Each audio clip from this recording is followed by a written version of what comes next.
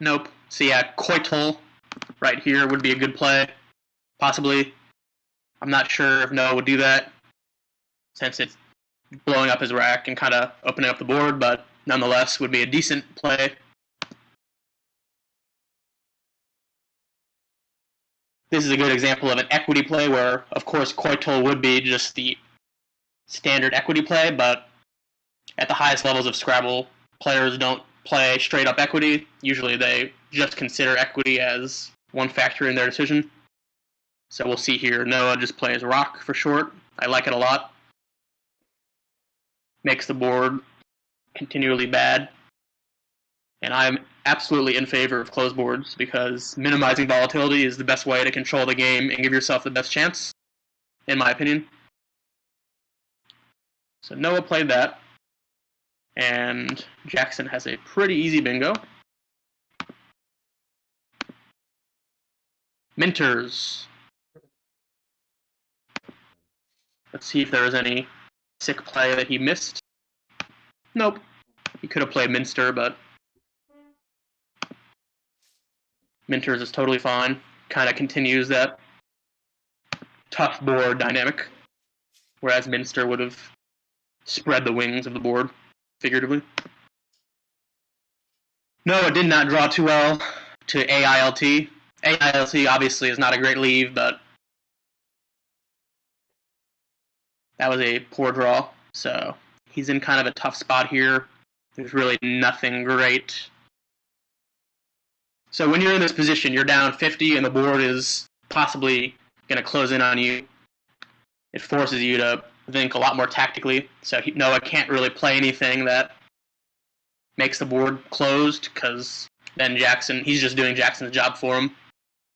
So Noah here is just thinking about what's the best play I can make that scores, leaves decent, and doesn't screw up the board. And it's hard to balance all those things at once a lot of the time, since your letters are your letters, and you have to just work with what you got. But Noah is well-renowned for making good plays, so I think he will figure something out. Unfortunately for him, Jackson's post-bingo draw was a natural bingo. He has Hag Ride on his rack, and it looks like Noah's going to give him a spot for it, so that is unfortunate, but sometimes it's just the luck of the draw. So Noah plays optimal, and let's see if that was the optimal play. More or less it was. Now, it's not completely out of the question that Jackson would have missed Hag Ride, but I'll put 95% odds that he finds it, maybe even higher. There we go. 100% odds. So Jackson's off to the races here. Noah can certainly still come back, but it's going to take a good amount of good fortune.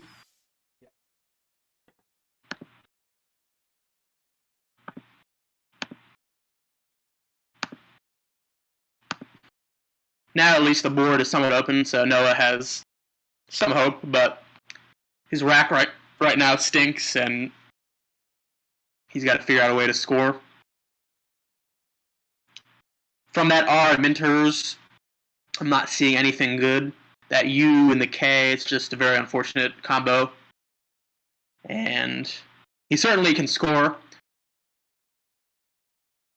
Parallel to optimal, he can play Oak, but that would be super volatile because it would put the O right next to that triple letter, and so many hooks go there that Jackson would probably just punish him immediately. So even though Oak scores 40, that would just be a bit unnecessary volatility. He could also play AUK, so if he was going to play there, that would be the play, but I can pretty much guarantee you Noah's not thinking about playing that, even though it's the highest scoring play available. It's not all about points, you just got to consider everything to give yourself the best odds. So Noah could also play AUK in that top left, where Hag Ride is. That would be 30. That's probably the best play. Let's see if Quackle has any better ideas than me. 5 vowel racks, generally not good.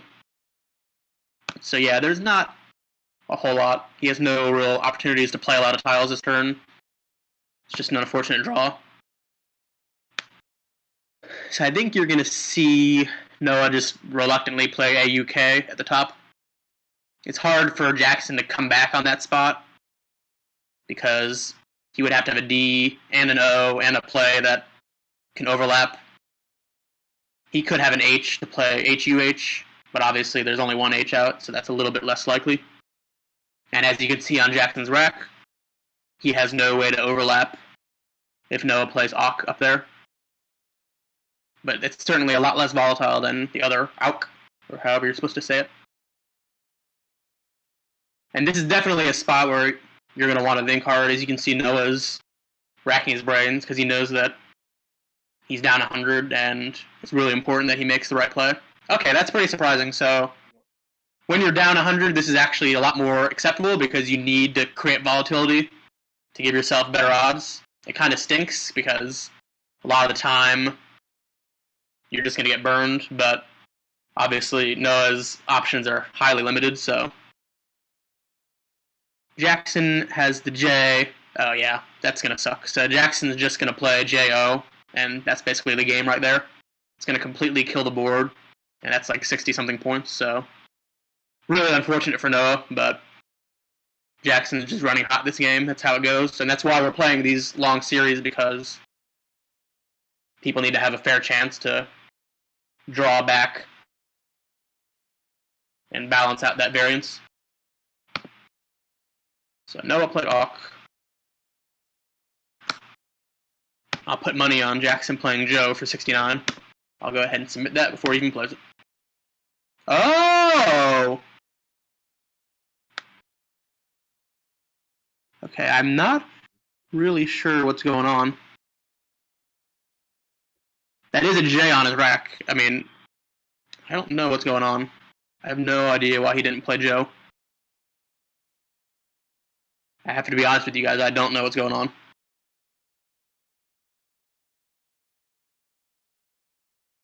And Jackson just drew the blank, so that's always good.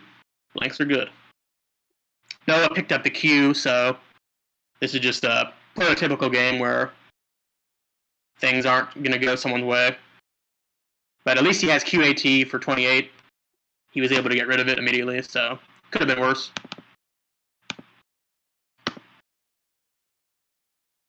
Is it possible that Jackson didn't see Jape? I guess it's possible, but I'm going to have to ask him about that, because that's something.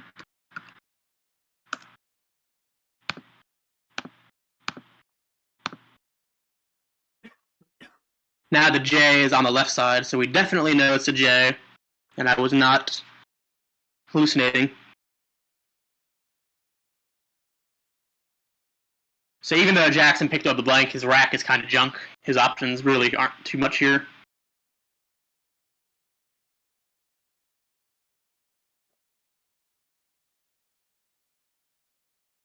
If he did actually miss Jape and Joe and didn't pass it up for strategic reasons, which I really doubt, this is a good opportunity of kind of how mistakes can compound, because if he had just played Joe, then he's not in this spot where he has no play.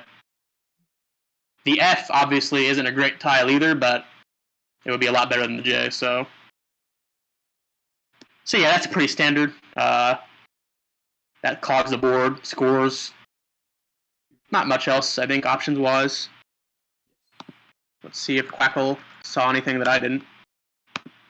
Nope. Okay, good play, Jackson. But again, he should not have even had the J.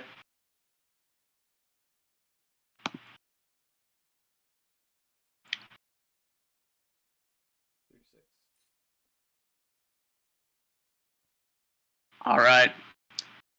Noah plays Reify for 36. Pretty standard. Looks like that's the only thing on this board. Another thing about closed boards is that after so many turns, as you see, the options are just so limited. So a lot of the plays are pretty straightforward. So the racks that you don't have to think about, you can just play pretty quick, as you saw he did. So Jackson has a bingo.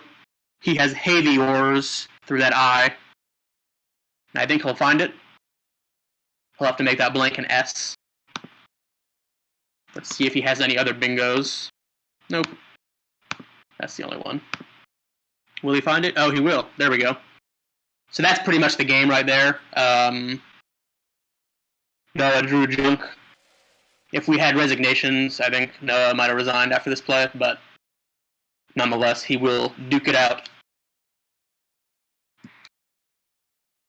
So assuming nothing insane happens, Jackson's going to win this game. Jackson's going to be up 5-2 in the series. It's a best of 11 series, so Noah's going to have to win 4 straight games to win this series. But nonetheless, you don't have to win this series, this first of the 3, to make the finals. So if Noah does end up losing, which is looking likely, not the end of the world. And 11-game series are very short. It's a lot better than 3 or 5, but 11 is still very high variance, so just not a lot you can do. And Noah just played Optimals, which I think might be good. I would have probably chickened out. I don't know if he's been held. Let's see if it's good. Yeah, so it's actually not good. So Noah did this probably thinking, yeah, it's probably not good, but he knows that Jackson's ahead, and a lot of the time when players are ahead, they're less incentivized to challenge things they're unsure of because they just want to be safe and cruise control to a win, which is totally valid. However, it's an exploitative play on Noah's part because he knows that that's his best scoring play and it gives him the best leave. So really intuitive play on Noah's part.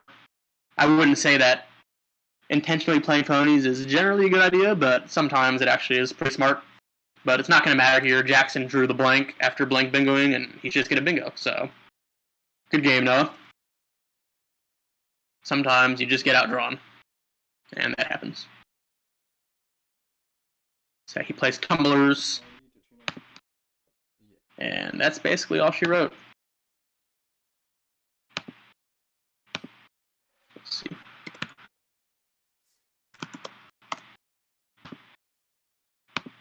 Jackson also could have played tumbrels, a less commonly known word. What does it mean? No clue. But it's the anagram of tumbler. Tumbrel. So yeah, now Noah has junk again. It's just been a tough game for him. Jackson picks up another bingo. Looks like he won't have a place for it, but he did draw a weedier. So that is nice. And I don't know, he might actually get a spot for it because Noah might have to open up, but considering he has one vowel, it looks like he has no real options. He could play Zeta. He has both S's. That's probably the play he's going to do because even though it's somewhat easy to block, making a play through the A in Zeta, it at least gives him a chance to draw something in bingo, and maybe his opponent has junk and can't block it. But as we can see, he would just play something, and that would be it. But Noah could play CUZ. Wait, that's good, I think. Sorry, guys, I'm not actually good at Scrabble. Yeah, okay. He could play CUZ there, which would be also fine. But it doesn't really open the board. So I don't know if he's going to do that, but then again, what options does he really have? Okay, that's interesting. So he's playing SARS up there. He figures that leaving NST is just probably the best thing, even though he knows he's going to lose. Right from the desk. Yeah. So let's see.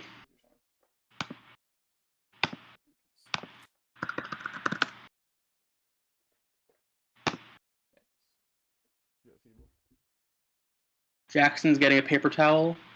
Looks like Noah spilled.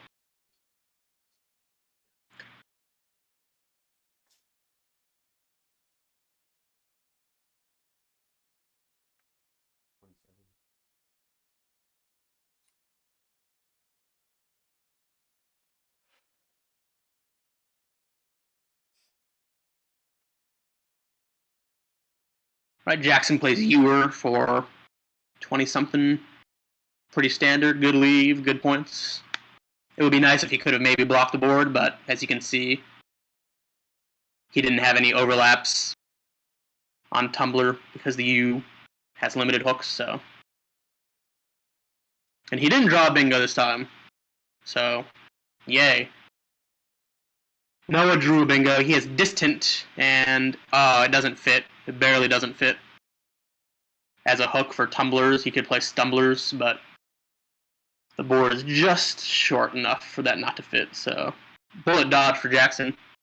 Not that he would have lost, most likely, but if Noah had bingoed, there could have been some crazy scenario where Jackson had junk, and then Noah bingos again, and then it's basically tied, but that didn't happen, so. So let's see what Crackle thinks, or if there's anything I'm not seeing. Nope. See, sometimes Scrabble's not fun when you're playing in Noah's position and just getting steamrolled and playing basically every play perfectly. You're just going to lose sometimes anyway, which is reason number 25,000 that I prefer match play as opposed to regular tournament formats, because regular tournament formats are essentially just, one game series against somebody over and over and over. And to me, there's not a whole lot of merit in that. It says a lot more if a player can beat other good players in matches, as we're seeing this weekend as we duel here. I was supposed to be playing, actually, for those that don't know, but I could not make it, so here I am doing commentary, and we'll just enjoy it anyway, because Scrabble's cool. But I wish I could be playing. I'm disappointed, nonetheless.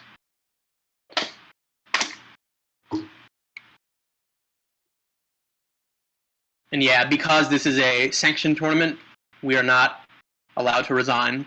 However, I have to reemphasize that this is an obvious spot where you just resign because you can't win. But I'm sure this game will be over soon. We can start a fresh game, hopefully a better game next one. But two really strong opponents. Not everybody can win, so just how it goes. Noah's probably thinking about setups, looking at the pool.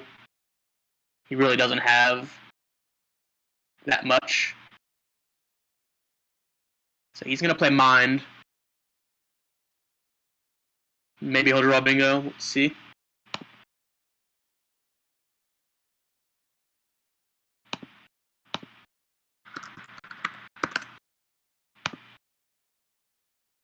Jackson doesn't have any bingos on this board.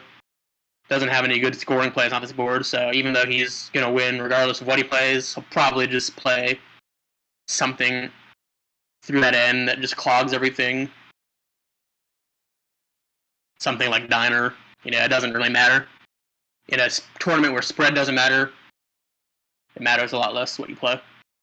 But then again, I'll reemphasize that almost all tournaments are not this format, but we collectively decided that this is the best way to determine a champion. So here we are playing match play, which is a lot more merit-based, in my opinion.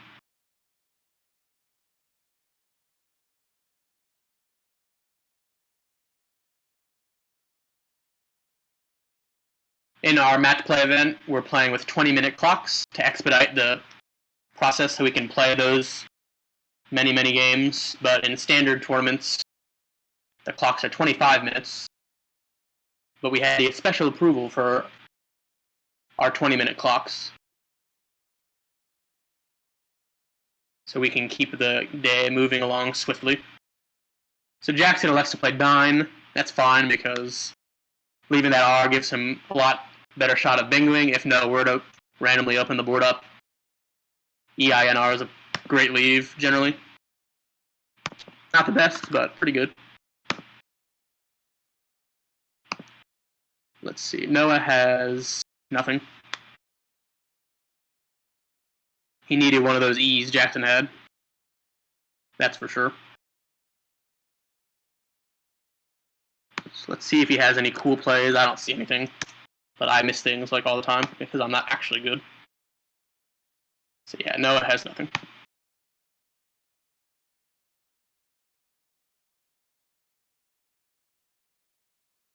And again, I have to reemphasize that Scrabble is some luck, There's definitely way more skill than luck, but Noah played every turn right, seemingly, and there's nothing you can do a lot of the time.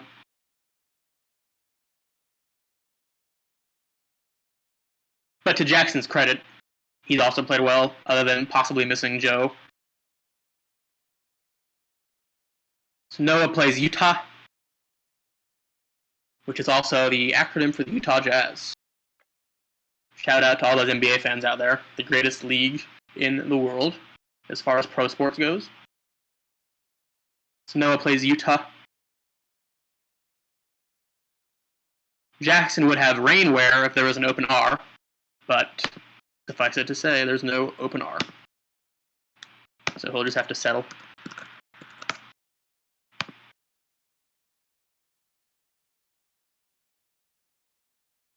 Jackson doesn't have any 6-letter words that could hook the D and dime and score pretty big on that triple word. So not too much exciting here. Noah's drawn junk again, so he can pretty much forget about bingoing again this game. But yeah, like I said, spread doesn't matter, so it's all good. But Noah will have to win out to win this series. So for those of you who don't know the format, each of the 4 players are playing each other, 3 matches total, and the top 2 of the 4 will play in a finals on Monday. So the actual results of the match, of course they matter, but if Noah were to lose this match, let's say 6-5, that's really not that much different than him winning 6-5, because to get into that top 2, you just have to have the second best record at least. And if he wins his other 2 series and loses this one 5-6 or 4-6, then it really won't matter as much, assuming that there's not some outlier performance in the other series. So Jackson drops AW for 28. Looks good. AEINR, pretty good leave. Oh, I'm sorry, that's not 28. That's 1 slot over. Sorry, guys. But yeah, that's fine and dandy anyway. Scrabble games are a lot more boring when there's less to think about, but we'll just have to get over it. Look forward to the next game.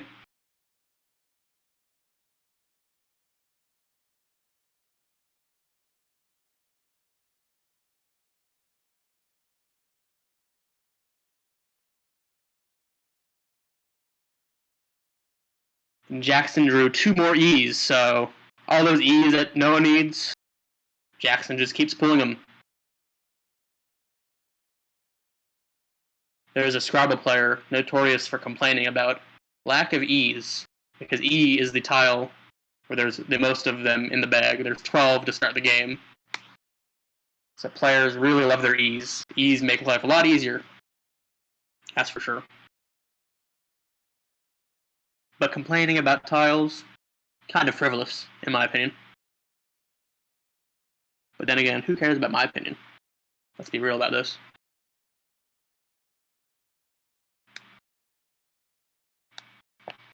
On the title of the stream, it says $1,200 Matchplay Championship. They each put $300 in. Now, I guess they might have agreed for winner take all. I should ask. But I would have assumed they were doing a first and a second place. But based on that, maybe they're just doing winner take all, which is pretty extreme, but you gotta respect it, go for the gold. No one remembers who got second place. So Noah's just gonna play 2 tiles and say F it.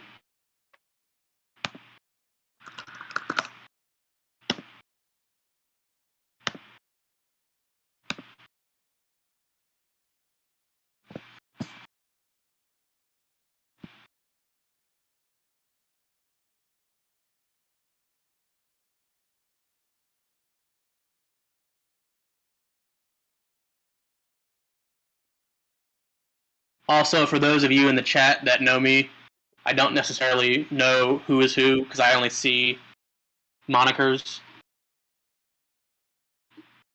But if you know me, state your name so I can memorize your moniker.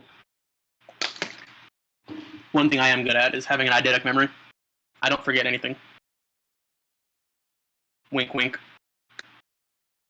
Alright, Jackson's gonna fish, even though there's nowhere to bingo, because it doesn't matter. Maybe he looked at the pool and saw there was some possible way he could bingo starting with Y. But nonetheless, he's just gonna win. Noah finally drew an E, so that's nice. But too little, too late. It's with those ugly G's.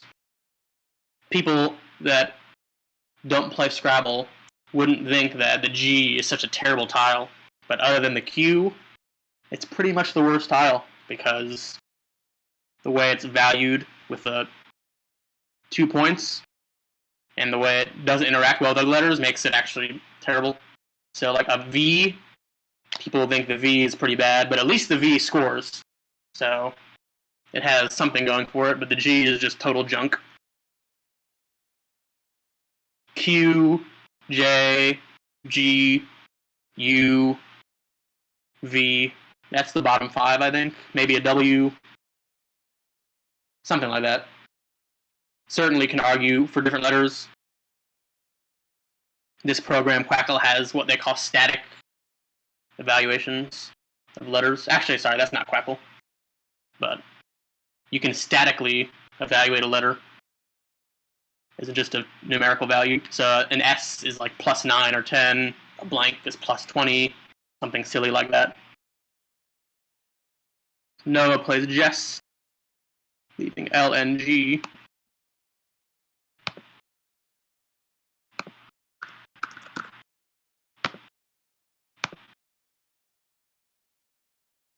Jackson plays Venire. That, I do not know what it means, but it's definitely good. Envier, Venire, Vayner.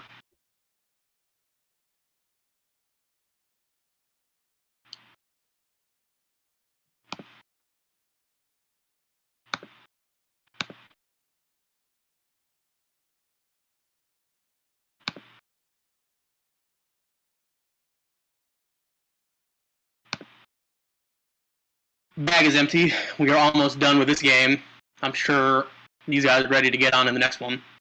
I'm surprised it's taken this long, to be honest, but to each his own. I'm known as a fast player. As I've aged, I have slowed down a little bit to think harder, but nonetheless, I'm still pretty fast. So this game would have been over if I was playing it, but who cares, right? You know, no one cares.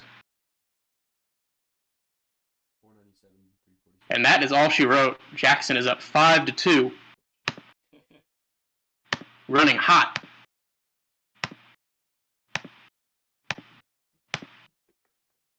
So we're going to go ahead and save this game. Put it on cross tables later for the world to see forever.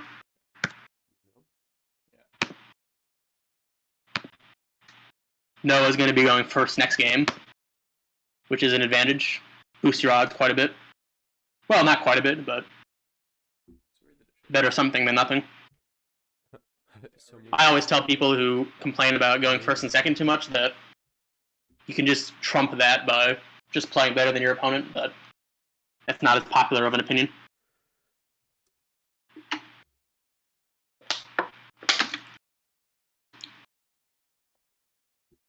Hopefully soon we get a report on Game 7 of Sid versus Josh. They're tied 3-3, so most likely their series will be going longer than this one, but crazier things have happened. Noah could easily just win 4 straight and win this one, but Jackson is quite good, so it is hard to beat Jackson 4 straight times. I've done it, but it's not too often, so it's going to take some good luck.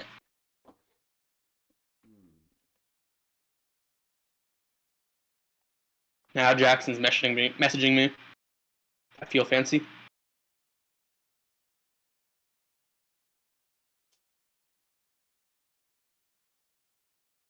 I'm going to ask him about Joe right now and try to embarrass him. Let's see.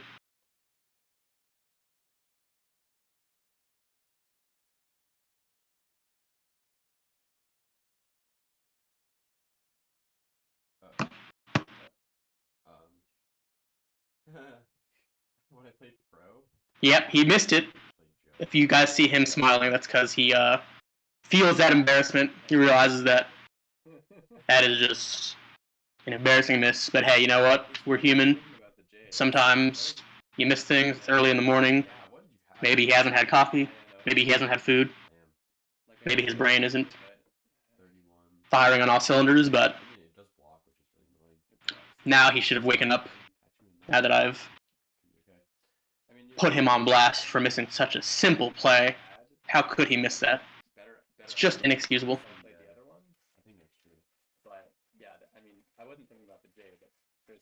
They say start with the 2s and the 3s, and he couldn't even do that. Yeah. Like I saw Jake and was like, oh fuck, I don't have that. Yeah. I have to go throw. Yeah. So dumb. Fuck me. The reason you guys can't see me is because my laptop, it is a Mac, but it's kind of old, and my battery is junky, and using the video on my laptop just would create potential problems as far as overheating, battery draining, even while plugged in. So you'll just have to settle for my voice. Sitting here with my dog, I wish I could just show you guys my wonderful pity bulldog, but we can't today. But maybe next time I'll just buy a new Mac, and then I can just show you guys my face. But this computer is like from 2012 or something. I bought it used.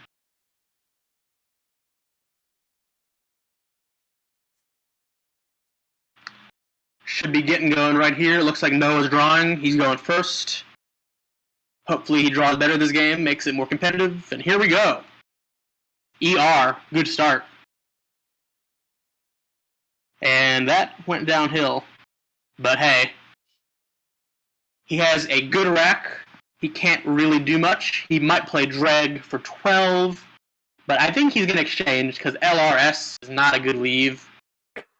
Not the worst, but probably going to exchange, which will give him a really high chance to bing on next turn. And you'll see here.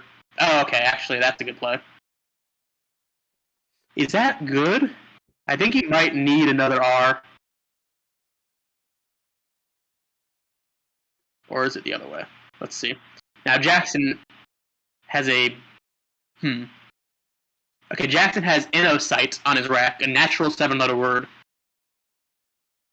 But does he have a bingo? Let's see.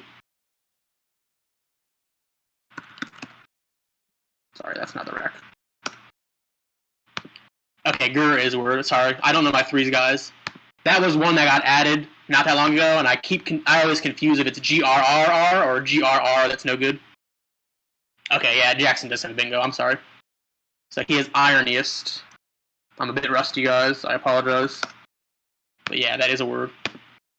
So he's going to play that for 59. So as far as bingos go, that's basically the fewest amount of points you can get.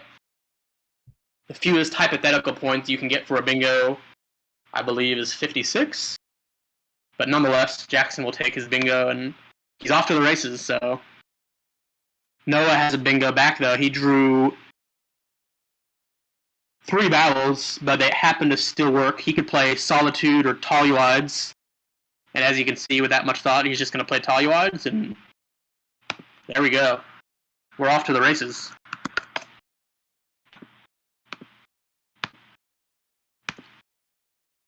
All right, so Jackson did not draw bingo. He actually has a junky rack, but because of where Noah placed that S, which he had to do, of course, because that's the only thing he could do, Jackson's going to be able to come back. He could play Hose for 33.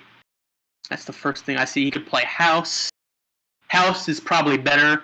It's only 27. So it's 6 less points than Hose, but getting rid of that U is such an important thing. But let's see. There has to be something better, because House actually not only is it less points, but there's a lot of extensions. So if Jackson played house, Noah could easily just drop ale house or whatever, cat house. There's a lot of words that go in front of house. And cat house has an anagram, soutache, which I guess is French. So, yeah, Jackson, it looks like he is going to go with house. Okay. Now, it's not a bad play, but I was just permuting it in my head. So he is creating some volatility, but that's part of Scrabble. You're just always liable to give your opponent something back. There's no perfect scenario every time. You just have to play your best play and hope for the best. Now, Noah's post-bingo draw is complete dreck. He has a V, a U, and a W, so that is unfortunate. Let's see if he can wiggle out of this one.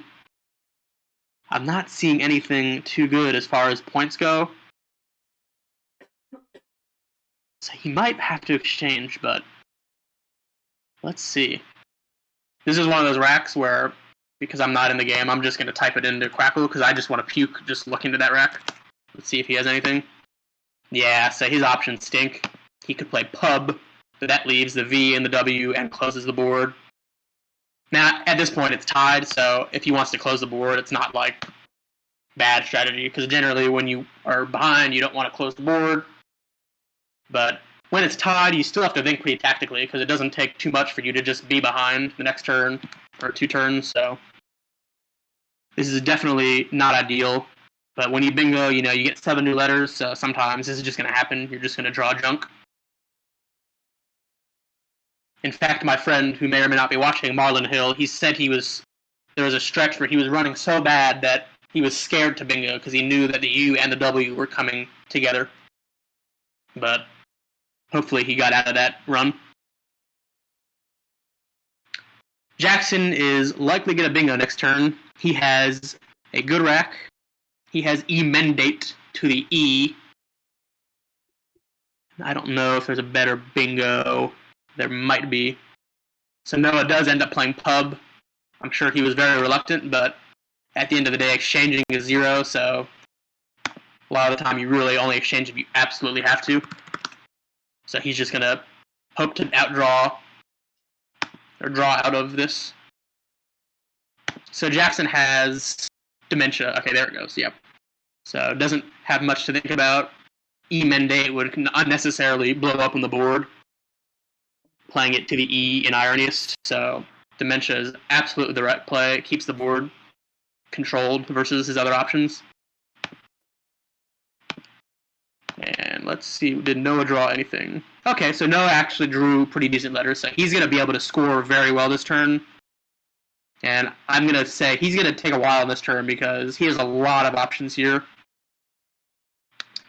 So even though he's down 60, after this play, he's going to be down, 25 or so. He has a lot of options. He can play wavy, overlapping dementia, and that would be about, let's see. Yeah, so that's 37, 36.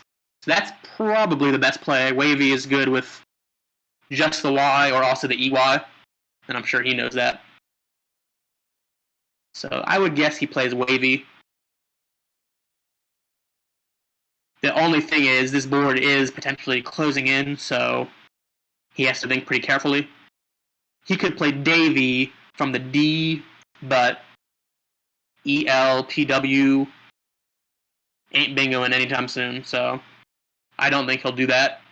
The one upside of that would be he at least leaves PEW for the overlap with dementia there, but that's a spot that's probably being taken because he can't see Jackson's rack. But we can see he doesn't have much. Okay, so that's a good play. Wavy actually is a noun. I completely forgot to mention that. / I forgot. And that is good. Wavy's is good. And that's absolutely the best play. Unless Quackle disagrees. Let's see. BWY. Beautiful. So Noah made the correct play. Scored the most. Opens the board. Leads well. LP, of course, versus his other options is quite good. I'll take LP over ELVW, that's for sure. So yeah, Jackson has good letters, but he's not going to bingo. So this is a good example of a rack where he's going to have to figure out how am I going to balance my leave, score points, and not give back too much for Noah. Jackson's definitely in a good spot. He has a lead, and it's his turn, so he has the advantage, but he needs to make sure he makes the right tactical plays because against a really strong opponent like Noah, he's going to exploit any mistakes, so Jackson has to be on point. So you can see on Jackson's rack, he has the word agyria lined up. Agyria, no clue what it means, but it was added to the dictionary recently. Now looking at the board, I don't really see a good place for it because anywhere he would play it would just blow up on the board, so I'm trying to see. One option that jumps out at me is RAYA, parallel dementia. Now, obviously, GIO is complete junk. That's a terrible leave, but it blocks a lot of bingos that could overlap the D and or the E, and it looks like, yeah, that scores 32. So sometimes you just have to take the points when there's nothing else in the vicinity. Jackson could play gray, overlapping the W and the A and wavies, but of course, it wouldn't be a good idea to float a G in a triple line. It wouldn't be a good idea to float most letters in a triple line, especially with both blanks out. So even though it's early in the game, you know, Noah having a blank in his range is somewhat common, probably 30 to 40%, because he could have had it when he played wavies, and then he just turned over 5 new letters, so probably closer to 35, 30%. And as we can see, actually, Noah has a good rack. Does he have a bingo? I'm going to have to check. I have a rule, I don't say phonies out loud because not only will it confuse me in the future, but it will poison people's minds, and they might play it later and not know why. Okay, so Noah doesn't have a 7-letter word, but he has a good rack. If Jackson were to somehow float him a letter, maybe he could bingo, but I don't think Jackson's going to be floating any letters. So let's see if Quackle saw anything I didn't see. Yeah, so he'll probably play Raya, reluctantly. And yeah, not only does it leave GIO, like I mentioned, but it makes that beautiful hotspot at J10 with the triple letter score. Which is actually not as well, yeah, it is. There's a J out, so he could play Jam and something else for a bazillion points.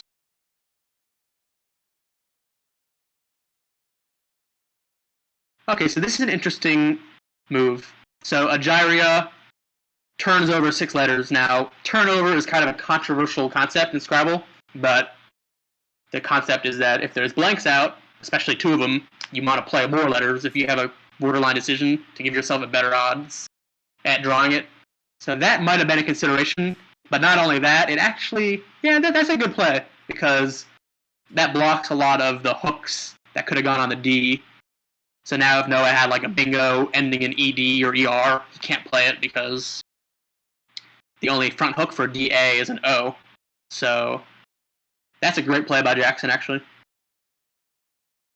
Now, obviously, I mentioned that blowing the board open isn't maybe ideal, but, you know, you don't have a billion options. You know, you usually just have a few options, and you just have to intuit the best play. So I think that's a great play. And on this board, of course, you know, it's already somewhat open, so it's not like he's really making it that much worse. So Noah had no bingo. He's going to play pled. Not much else to think about there. It scores, opens up the board. And Jackson drew the Q. Okay. It's not focusing in. I can't actually see all of his letters right now. So this is kind of annoying, but hopefully he just moves it. Sid has won round 7. Okay, there it is. Okay, Jackson has a good rack. So he has the Q with good letters, EOORST. So there's a good chance he's going to draw a 7-letter bingo. but he just plays the cue. That was the only place for it. And wow, Jackson had Storehouse for 43. Jackson, how do you not know your 10-letter words? How do you not know every extension for house? How could that be possible? And here we go. Noah is able to get down anti-bias through that A. And as mentioned, opening the board with a Gyria maybe wasn't ideal, but I think it was still the right play. So even though we see here that it happened to give Noah a random bingo with 7 letters and no blank, that doesn't mean that a Gyria was the wrong play. You can't just say, oh, well, it helped him, so I shouldn't have done that. That's not how it works. He just happened to bingo there. So that's huge. Noah takes the lead by 33, and Jackson has a good rack. Jackson needs a C for creosote, but he doesn't have any bingos at play, except for Storehouse still, if he can find that. That wouldn't be a bingo, but that would score. Wow, okay, he might find Treehouse. That I think he could find. But given the position where he's facing him just bingoing and Jackson himself wants to bingo, he probably won't play Treehouse. He probably isn't looking for extensions for house right now. But nothing is out of the question. Maybe he does see it.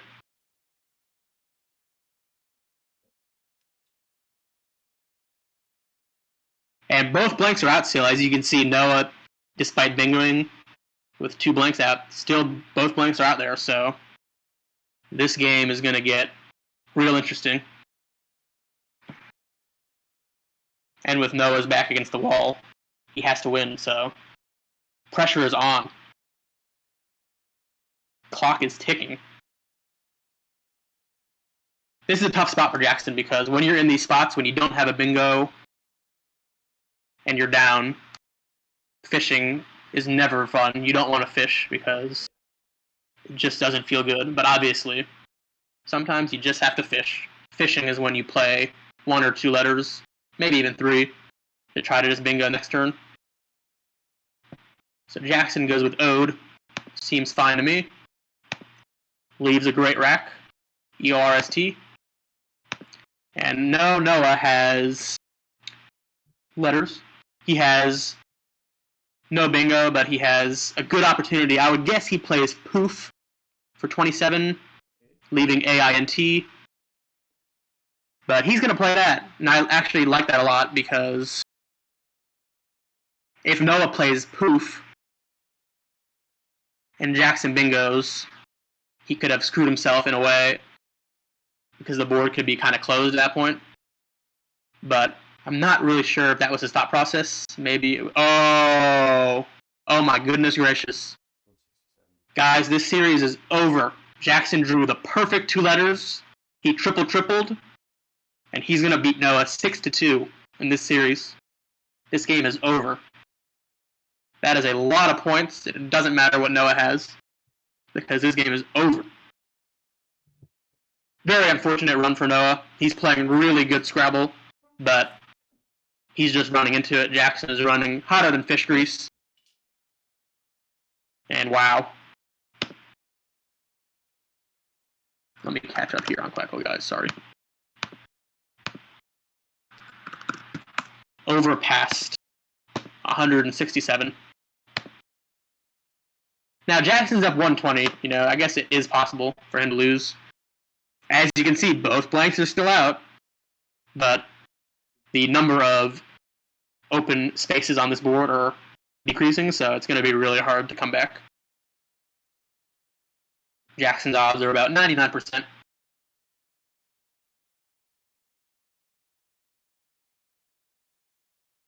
Jackson drew junk, but I can't say I feel bad for him.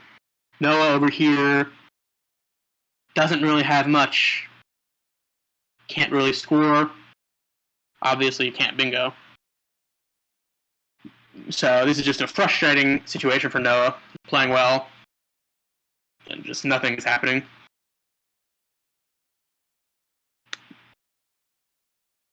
Let's see if Quackle sees anything. Not much.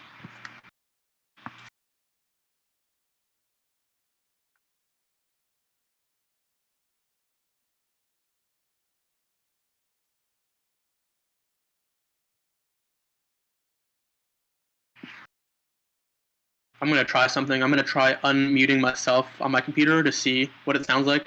Just give me a second. I'm just so curious. Just give me a second. I'm just so curious. Just give me a second. I'm just so curious. All right, we're never doing that again. That was absolutely terrible.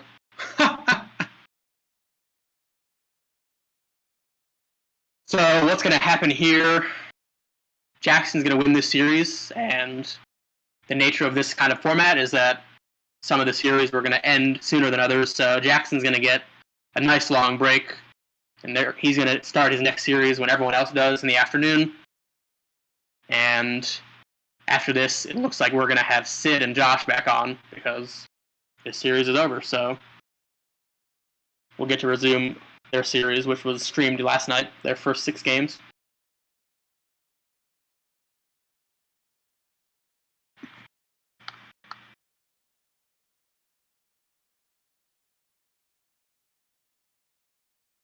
Jackson winning this series 6-2 is huge for his odds to win this tournament because Noah was the strongest opponent he could have faced, at least based on rating, and he had to play him first, and the fact that he beat him 6-2 is really, really huge.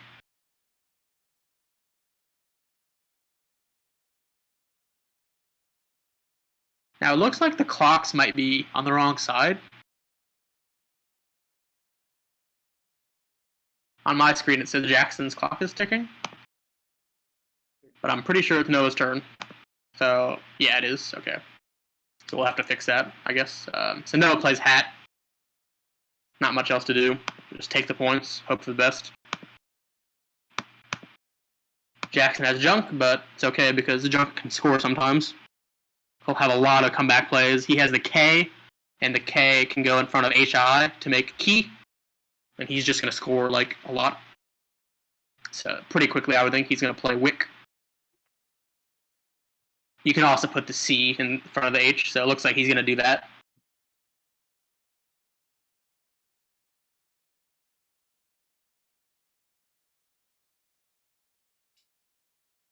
Wick, leaving fog. Okay.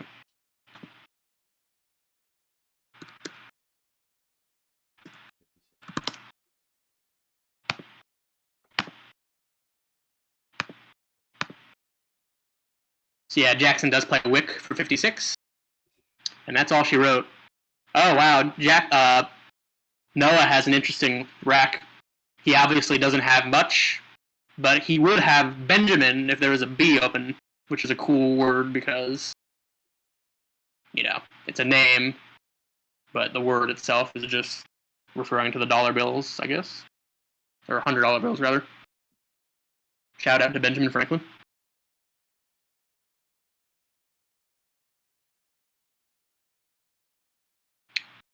Ha! So Jackson drew both blanks at once. That's always overkill. Didn't need it, but now he's just going to bingo again. He's going to score well over 500 points.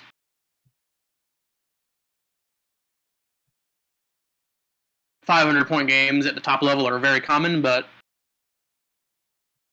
not every game. An average score for the top players in NWL is about 450, and in Collins it's about 490.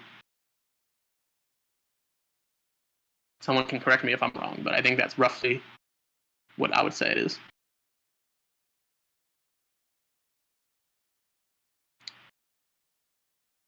Maybe we'll see one of those house extensions at some point here. Having both blanks is certainly one way to do it.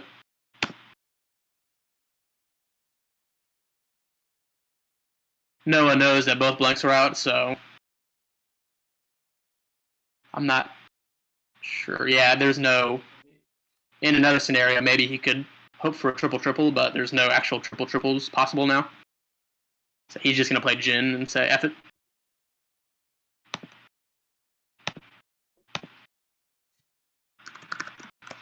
Let's see what Jackson does. Jackson has a lot of bingos. So he's just going to pick one, and that's it. It doesn't even matter.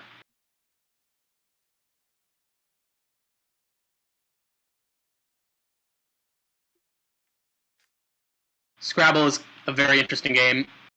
a series of 11 games could have been all close games with tight pre-end games and end games, or sometimes they're all decided by 50, 75 plus points. The variance in Scrabble is unending in that way.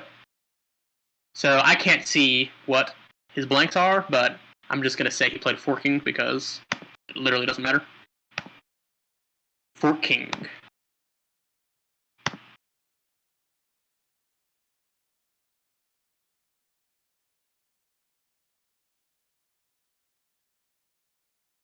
So best case for Noah now is he's just going to recover, do better in his other two series, and maybe he'll be back in the finals. And maybe he'll even play Jackson and get revenge opportunity, but a lot of Scrabble left to play, so too early to speculate on that.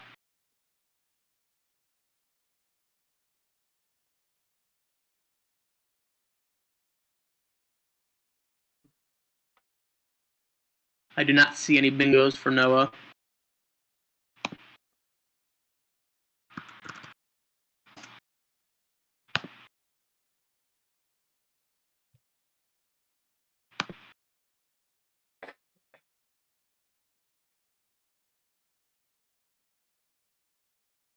One thing Noah's very good at is controlling his zen.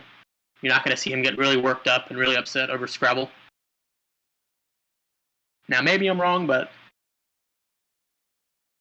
he's a very mature guy, as you can see by his beard. And not just any beard, an actual thorough, fully colored in beard. Maybe not James Harden, but pretty good.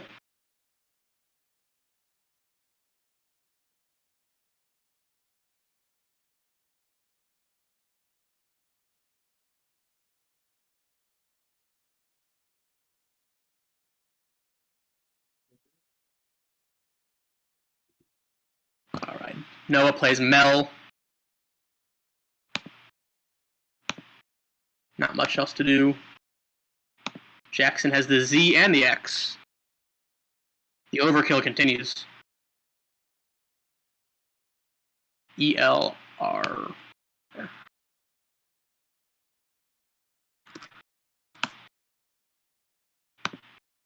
Interesting. Jackson could play Chintz for 40. That's the best play.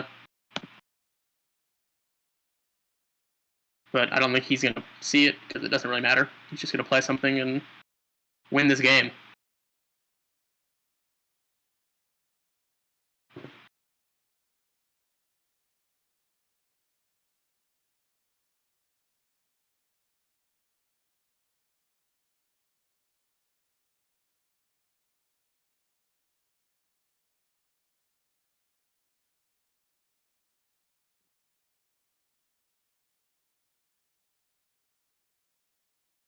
He just plays next.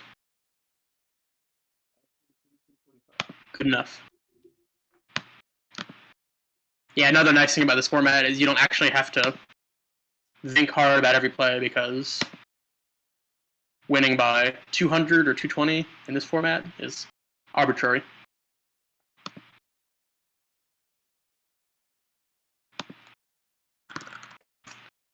Noah does not have any bingos, but he does have Alehouse. Maybe we'll finally see that coveted house play. The real reason we're all watching the stream.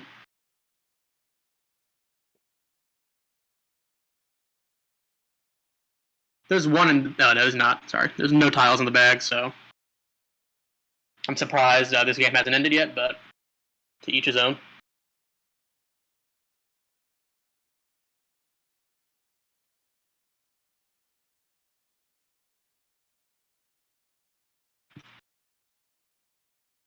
So yeah, Jackson has taken this series against the top seed, Noah Walton, 6-2. Convincing beatdown. No doubt about it. But this is not over, folks. We got a lot of Scrabble left, so... Noah will be heard from again, is my guess.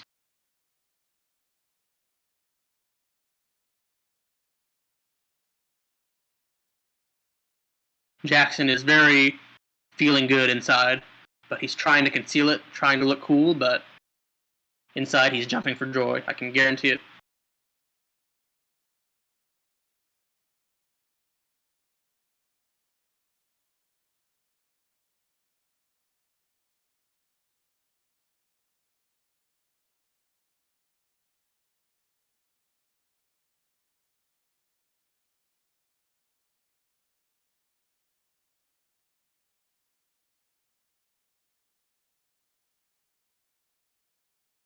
This is one of those scenarios where it's kind of just like, why? Why are you thinking? But I'm not everyone else, so I don't know what his thought process is.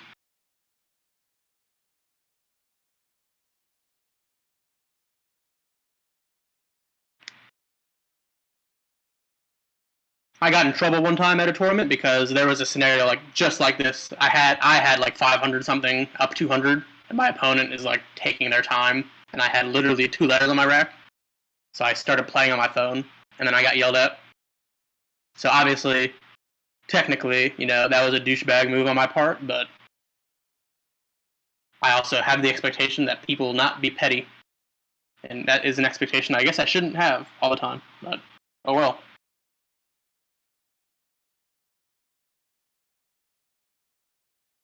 Because if I was the one down 200, I probably wouldn't have gotten yelled at, right? That's kind of ridiculous. Why are we results oriented, guys? We shouldn't be.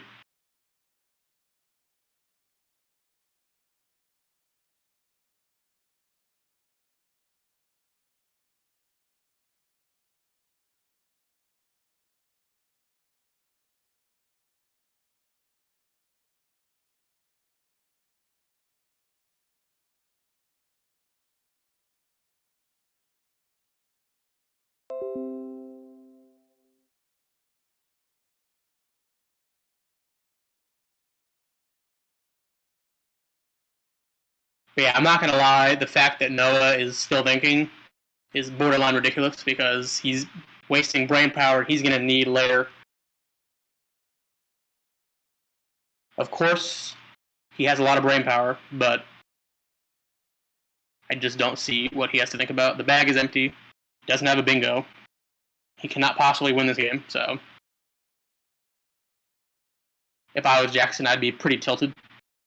Maybe that's what he's going for. Maybe he's just trying to tilt Jackson, but considering the series is over, probably not.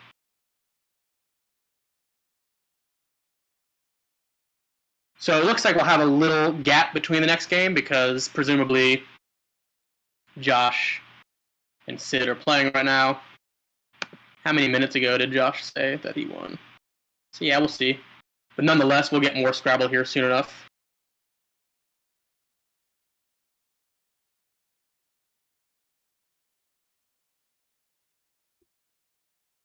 Yay! We got Alehouse.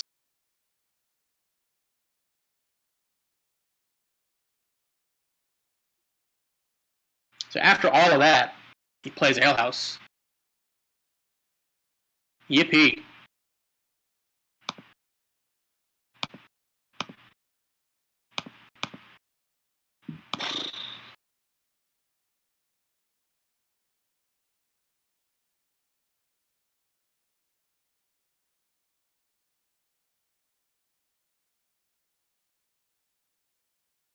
So yeah, we'll do our best to get the next streamed game on the screen as soon as possible. So when this game's over, which should be right now, I'm going to have Jackson tell me how close that other game is to being done.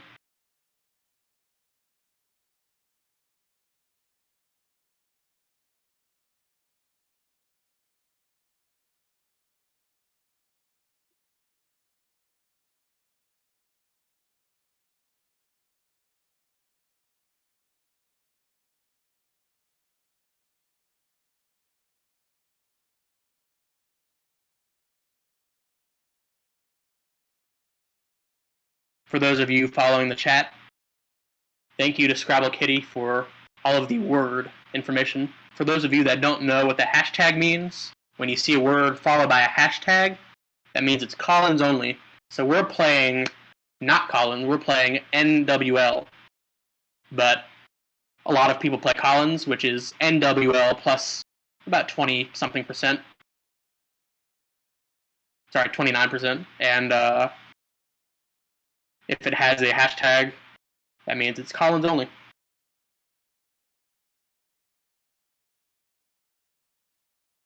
Why did Jackson play the Z? I don't know. I guess he's used sticking Noah, I guess. But no, that's not happening. So I don't really know what's going on, guys. I'm going to be honest. But this game should have ended about 15 minutes ago. However, I guess it doesn't matter since we have to wait for that next game anyway, but... See, we asked championship player. Yeah, so I have no idea what Jackson's doing, but whatever. I guess he's just setting himself up to go out next turn, I guess. Noah plays Din for 8.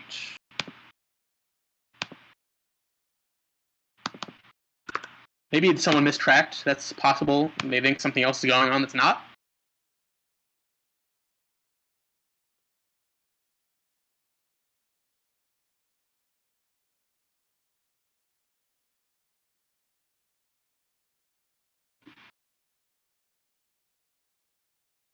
Shout out to Will in the comments.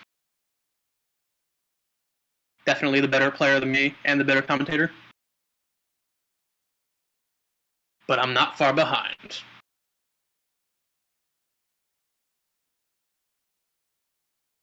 So I've been on my laptop for over an hour, and despite the fact that it's plugged in, my battery's gone from 100 to 77, so we're heading south, guys, but I think I'll probably still make it because I'm not going to be on it all day.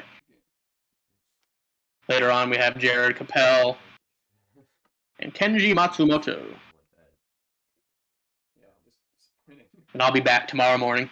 I'm the morning guy because waking up early is not fun unless you're me, who's an early bird. Alright, guys, this game is finally over. Jackson, the champion of this match, 6-2, with authority. Yes, no, but that's the one it doesn't take an S though. Yeah, that's the one that it does not take. Oh, it's like just the sound like poop. Yeah, because the noun is now. Yeah, this is crazy because Jackson could have played Clef for like 27, so I don't really know why, but nonetheless, whatever.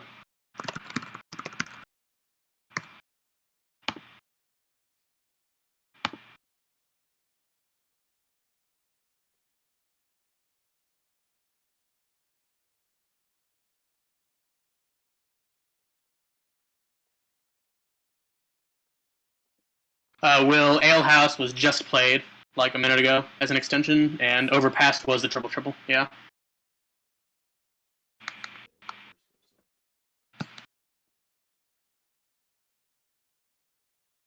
When Noah played oof, wow, sorry.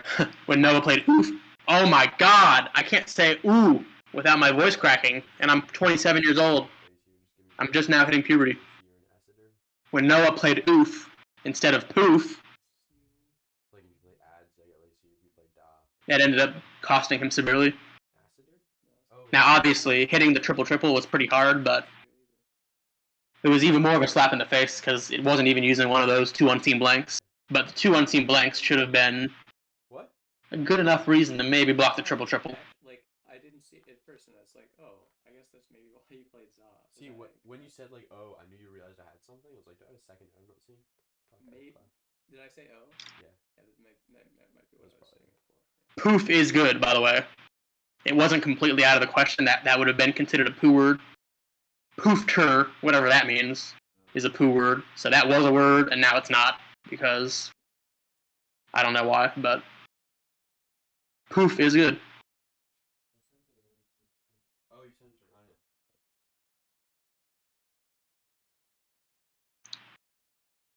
So as soon as I get some intel, I'll let you guys know what's going on with the other series.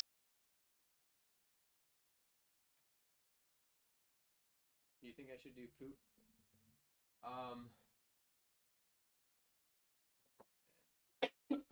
It's not a bad idea just because it's nice to keep the scoring spot open because you're ahead of it. Yeah, that's true. Even that itself might be worth it. And then like, I don't know, like after my fish of ode, Yeah. you block a triple 1% or 2% of the time. Yeah. I don't Maybe know. more than that. I don't know. Even with EORST, you both had, which is pretty good for the P. You know what I was thinking? I think it might have been poofy. Poofy might have been a poo word also. So now there's no Y hook for poof. But I'm not even going to look it up because I don't care. We don't need to know what used to be good. We just need to know what's good now. Yeah.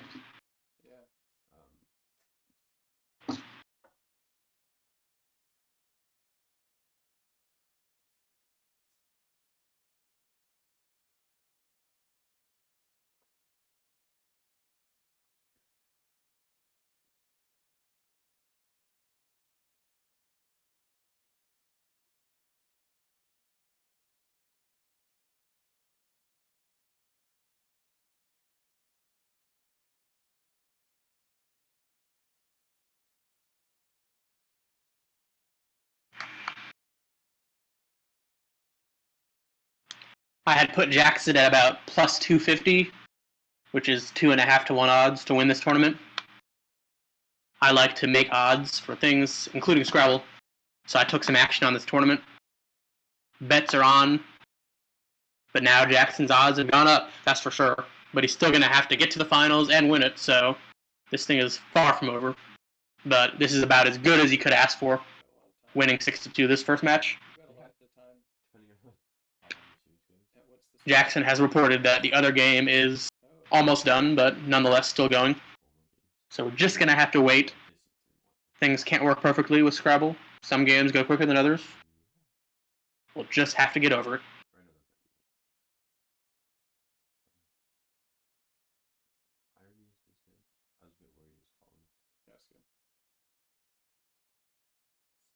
The result of round 8 between Josh and Sid will be pretty telling. If Josh won, then it's 4-4, which means we're probably going all the way to 11.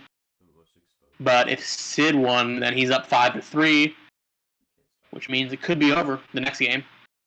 But we'll at least have one more game, guaranteed one more game. Quality content, quality Scrabble. Not going anywhere. No, I was saying just like long term in case I do want to close the top. No, well, it's 1st to 6 because it's a series. I figure this is ultimately more defensive. That's the punishment. You don't get to get rating points redemption once you lose a series. Spot is not as good, but as like if I played Gur, I think it's still it's still worth your worth the point sacrifice.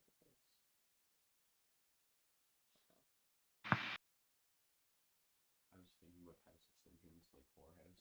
What else is there? That's good stuff. Oh, we had a cool one. Jared and I were playing Hand Brain against Jason. Yeah. And there was House, and Jason played Houseworm, I think. Houseworm? And I think we challenged. I think he played Houseworm and we challenged it off. But it turns out he had something like AM. I just got direct orders from Josh that I need to keep you guys entertained. So, challenge accepted. No, there was no N. It was just with a 6. Here's a good time. I'm going to make sure it's forking on the board because I can't see their blank slips. In tournament Scrabble, when you put blanks on the board, you have to circle it. So if you say one thing and circle another thing, what you circled is the official thing. And that kind of thing happens all the time because people are just human. That kind of things happen. But there have been some situations where players have definitely lost games because they circled the wrong letter. So, word of advice, don't misdesignate your blank. Firehouse. Joe, are you there? I think they're off.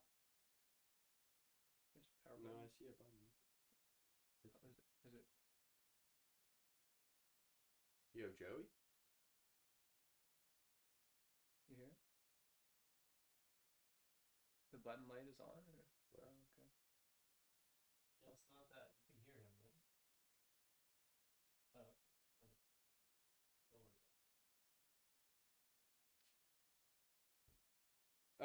Yo, Joey. Joey. Jackson dropped the sledgehammer. Joey, you there? Slapped Noah really hard. I can hear him. But you ain't talking to the mic. Oh, Joey, you there? Jackson from Toronto, Ontario, but has moved to Montreal in the last year and is now studying French so he can be a true Quebec citizen. And you can't be a true Quebec citizen if you don't speak French. So he takes French classes Monday to Friday. And soon, I guess he'll be fluent. Noah is from Portland, Oregon. He was visiting Josh in Montreal just because he had never been. They're buddies. And then I had to pull out over a week ago, and Noah graciously agreed to stay an extra week and fill in for me. And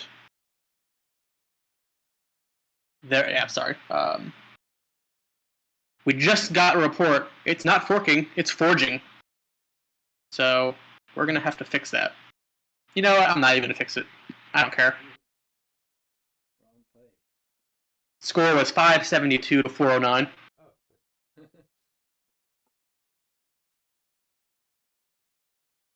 Jackson says, I'm a fool for thinking he would play forking instead of forming. Ha ha ha ha.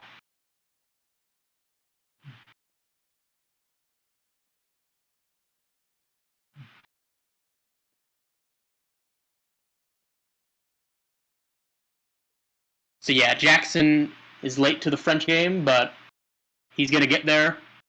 He has a really good mentor in Josh. Josh is probably the best French-speaking Quebec citizen that's not actually from Quebec. He's lived there a long time and speaks perfect.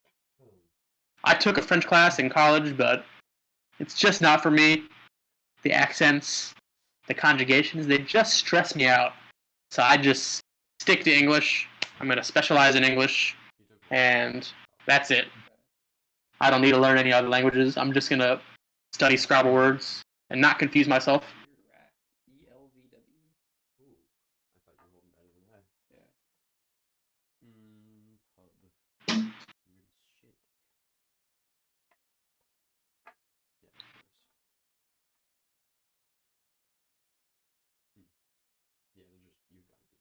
I think it would be rather funny if my battery, if they do go all 11 games in the other series, and then my battery is like at 2% with like 5 minutes left in game 11, and then it dies.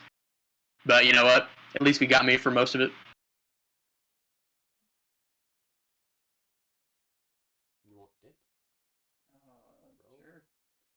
Who would have thought that watching a Twitch stream would use so much processing power? That's kind of ridiculous, but whatever.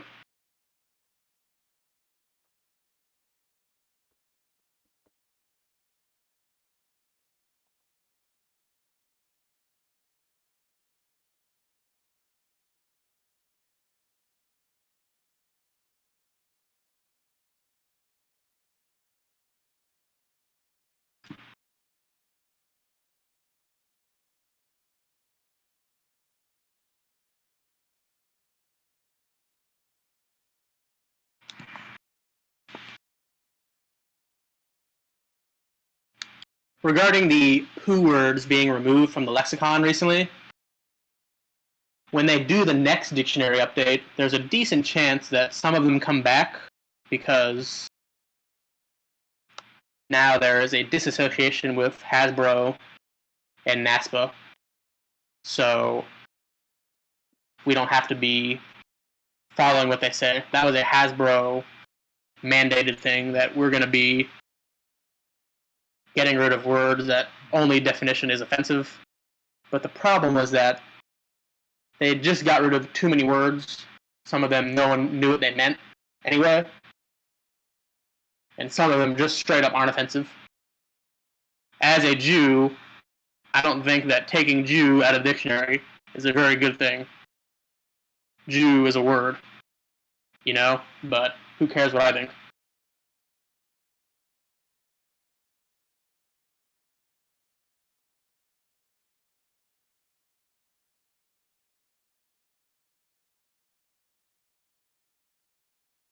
Jackson is eating Tostitos on the Scrabble board. That is a party foul. Get those off the board. I know you can hear me.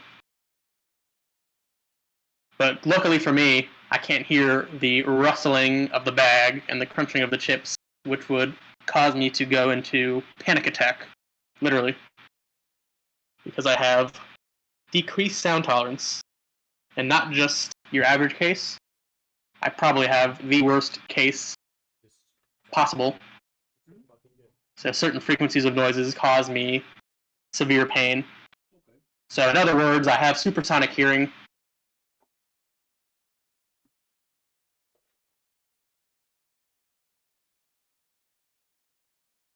I didn't eat breakfast, so I'm getting hungry looking at those Tostitos.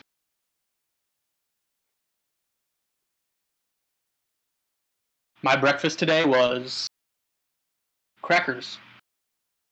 You are what you eat. That's another one, you know, they took gringo out of the dictionary. Like, are you kidding me? I'm a gringo. I live in Texas. But doing what? It's not offensive to say I'm a gringo. I'm just a gringo. It's okay. What? Misophonia is not a word, and it should be, but actually that's not what I have. Misophonia is like just a small component of what I have. Decreased sound tolerance is like hyperacusis, misophonia, yada yada, all combined into one terrible thing. But hey, I'm not complaining. My life's pretty good. You know, people have problems, so yada yada yada. You even have one that definitely works after a hot shirt to be worse than that.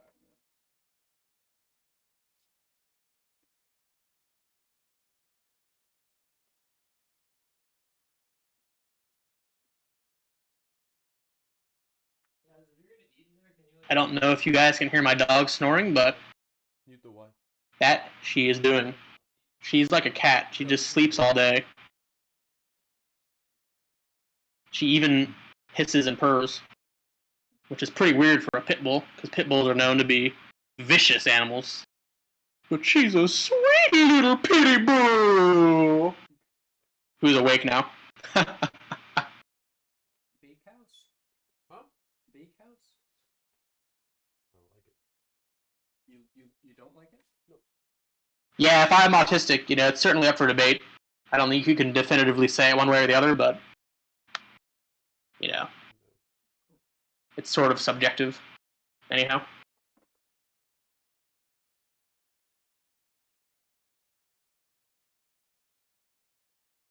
Oh, God. Okay.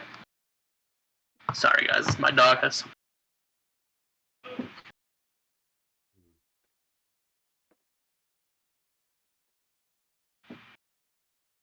She has a mark on her belly. I don't know if that's, like, from how she was just laying or if that's, like, blood or something. I don't know.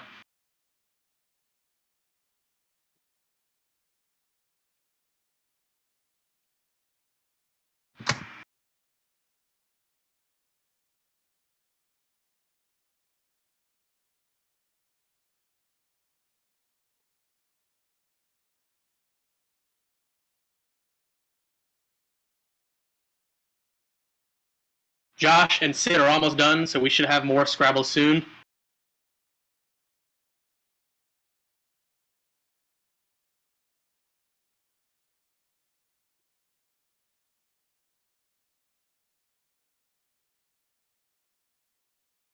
So he asked us to stop eating. Oh, he can't hear. Okay. No, we can't. But the visuals are setting him off a bit. Okay. You done? You want me? Yeah, I'm good. Alright, so Josh won round 8.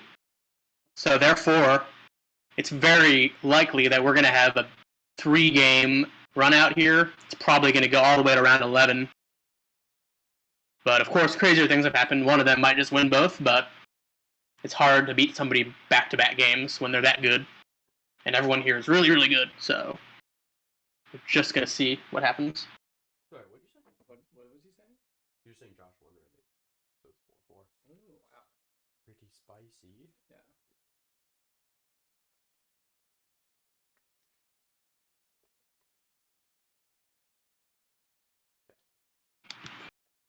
See, I got my dog spayed like 2 months ago, and she has that scar on her belly. And I looked at that area. and that's where that mark is. Last night I let her get a little too close. When I play with her, sometimes I forget that she's like really close to my face, and she got my chin really good, and I started bleeding. So maybe that's blood from my chin that I accidentally rubbed on her or something, I guess. Oh well.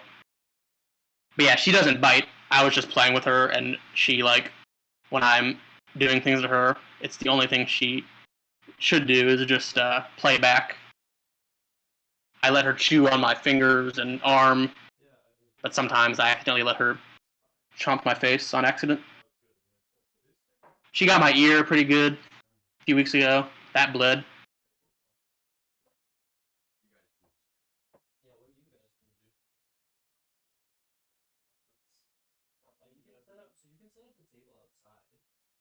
And like eventually people can play there.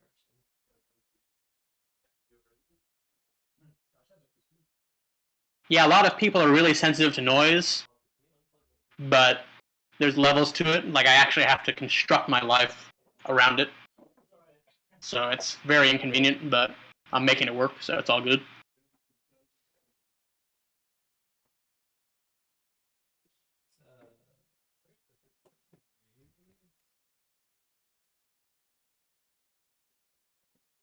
Yeah, I need to fix the layout. What's happening?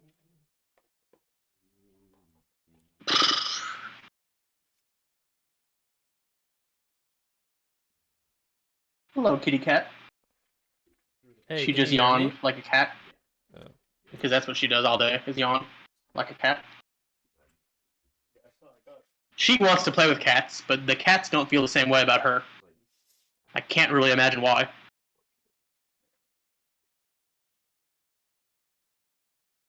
Josh is here, so it looks like we're close to playing more Scrabble. It's been a long intermission. It's been painful, it's been gruesome, but thanks for staying with us, because it'll be worth the action. Josh and Sid duking it out. Not taking no for an answer. They just want to win, baby, win. You guys have your score. Me? Yes. Hello.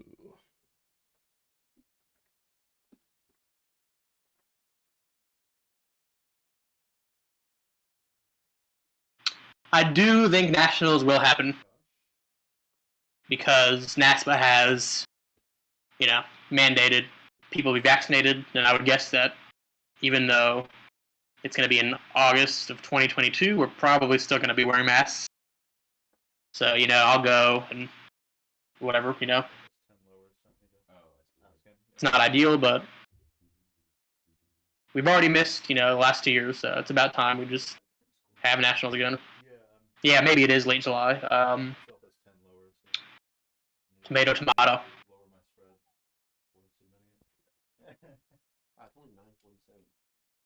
So we have Josh and Sid about to start. They are tied 4-4.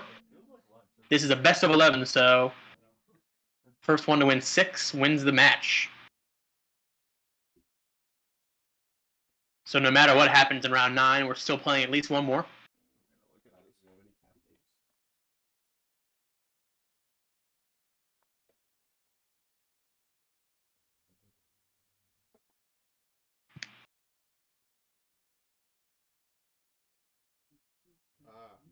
Josh is right. Yeah, the score difference for I'm wrong and you're right. Yeah, the 216 and 18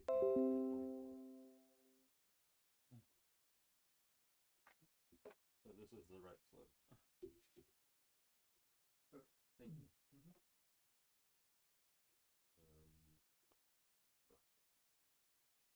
468 then. Okay.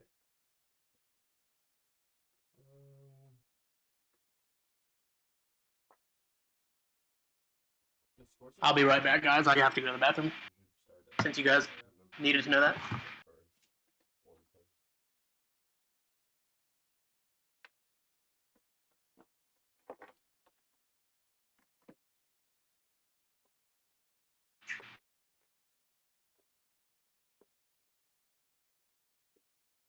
What's up? Wait, can they hear me? I think they can hear me. Hello? Yeah, I think they can hear me. Okay, we're about to restart. I'm gonna wait till Joey's back. I'll text him. And we'll be off. Sorry about the intermission. They play really fast, and I did not expect Jackson to win that game. I think Noah was winning or something. Anywho. I hope everything's working out well here. Overspun was good, but it's like I think unproves might be good, so I think I allowed it.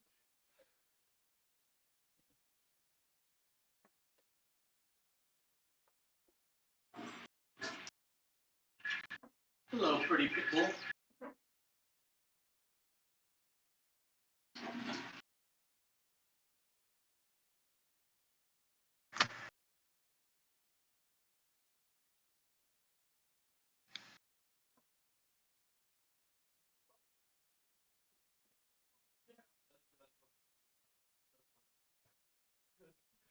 It's really funny. They weren't phonies on the last board. On our last board? Alrighty, guys, we have more Scrabble. The wait is over.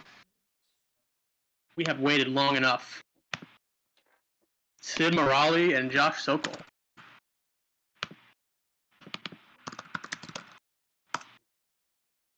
Who is going first? I don't know. Let's see.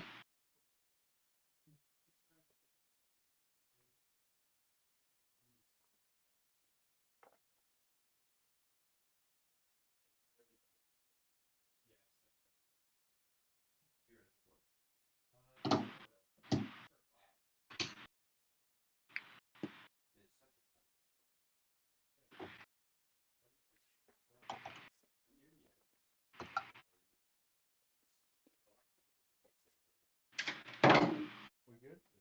Mm-hmm.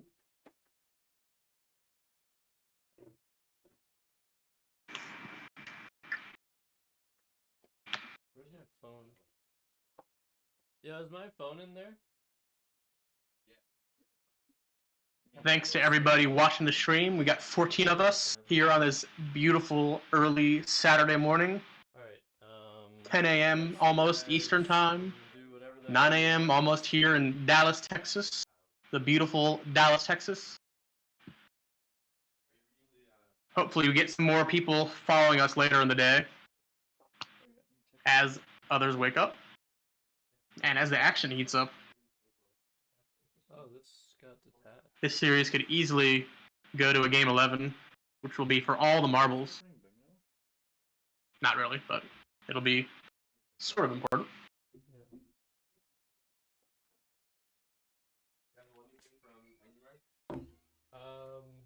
Yeah, I don't know. There's a lot of stuff in the fridge. I think we're good. I'm good. Thanks for asking.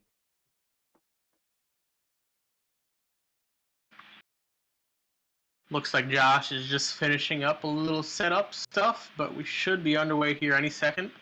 I'm as sick of waiting as you guys are, probably.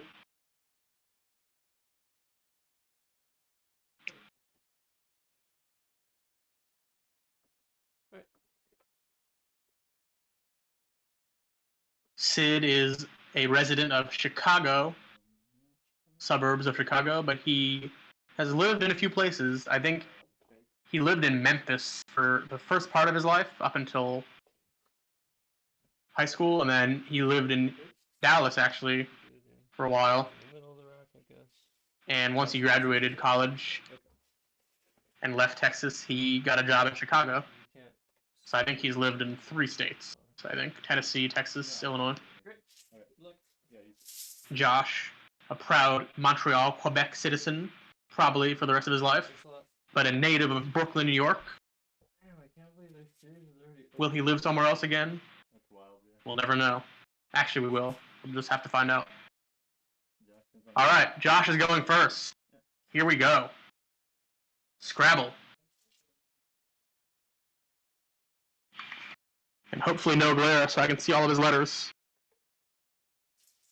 Alright, so Josh is probably... So he has 2 interesting options. He could play bin for 10.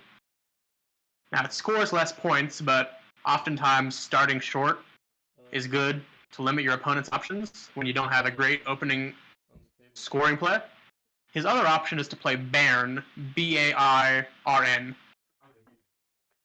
And Bairn would be 20, leaving IN. And in my opinion, that's just not that great. You know, when you play 5 letters for 20 and give your opponents all those letters and things to play through, it's just not a good idea.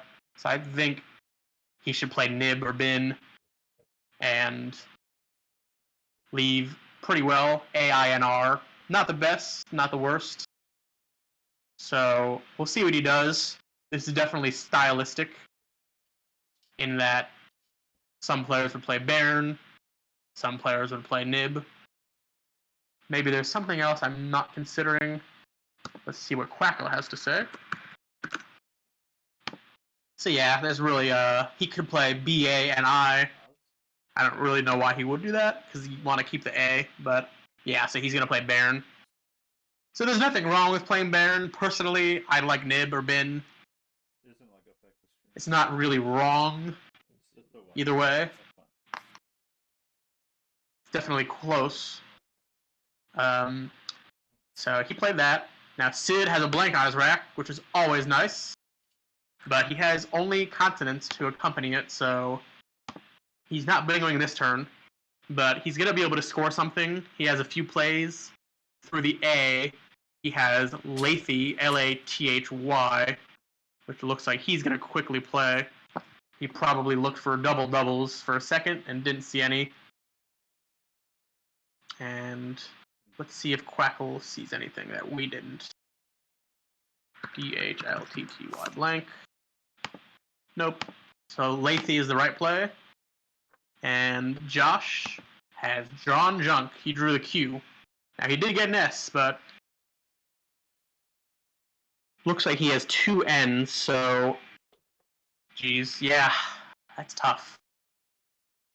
So the only way he can burn the Q on this board is by burning the S. He could play QIS and Bairns. Someone in the chat, please confirm that Bairns is good. I think it is, even though Bairnly is good. B-A-I-R-N-L-Y is a word. But I think Bairn does take an S.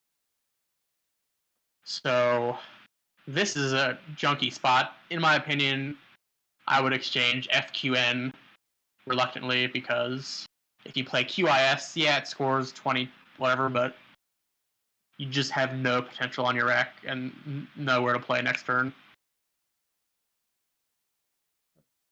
There is always some merit to just burning the Q, so you don't have to face possibly drawing it again, but this is why Scrabble's tough. These kind of decisions. So he's going to exchange the R as well. So I think that's good. Yeah, you can leave INS or INRS. They're both pretty close, but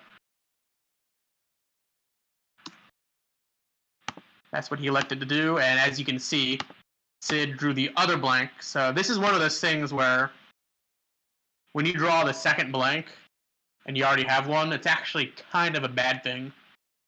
Because on one hand, like, you can't really complain, right? Because now your opponent isn't going to draw a blank, which is nice, but it actually diminishes the value of the other one when you draw both, just mathematically. So Sid has 18 billion different bingos he could play here, and none of them score that much, so it's not that great, but I guess we'll just have to not feel sorry for him. So Josh, on his rack, has good letters. I'm not going to say what his... Okay, there it is, sorry. It took me a second to anagram it. Josh has Monist, M-O-N-I-S-T, which I guess is like a money man or something, but he's going to probably be able to bingo next turn. It's going to be hard for Sid to bingo and not give him an S-hook or some 8-letter word. So... Oh, wow, okay. So I'm just totally wrong. So Sid, being the keen defensive player he is, played Thundery. I don't even have to look at the blank slip to know that that's a Y, because he wouldn't just make that an S. And I'm going to have to see. I think... Oh, sorry. He can hook the S on Bairn. Yeah, Josh showed me the blank slip because he's a smart guy. Sorry, but yeah, nonetheless, Thundery is absolutely the right thing to do when you have a million bingos. Just play the one that is the most offensive. But in this scenario, if Josh finds a bingo, he is going to play it. Obviously. Let's get this updated. Thundery. Thundery, actually, I challenged when I was a new player. Why did I challenge it? I have no idea, but I did, so I specifically remember Thundery. So Josh has two options. He can play Moistens, hooking Bairn, and playing through that E in Thundery, or he can play Monis.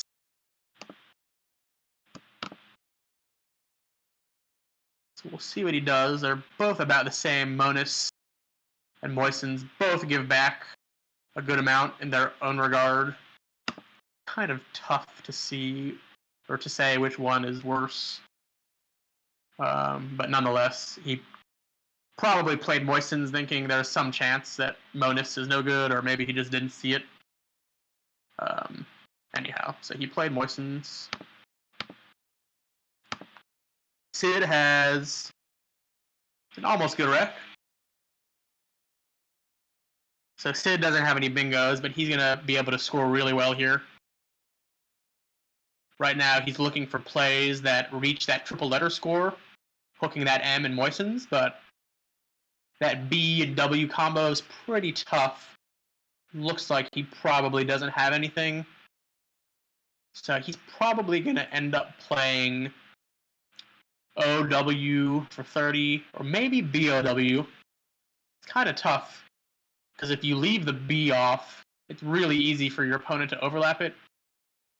But BOW also doesn't have a front hook.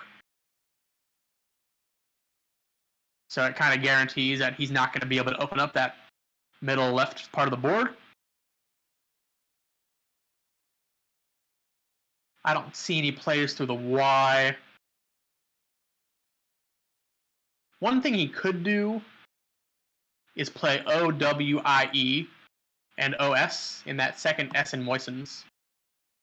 Now, I know pretty much for a fact that he's not going to do that, because Sid plays defense very actively, and I think he's going to want to do anything but open the board, and OWIE would be a good equity play, but it would float an E in the middle of the board, and the E is the best possible tile you can float.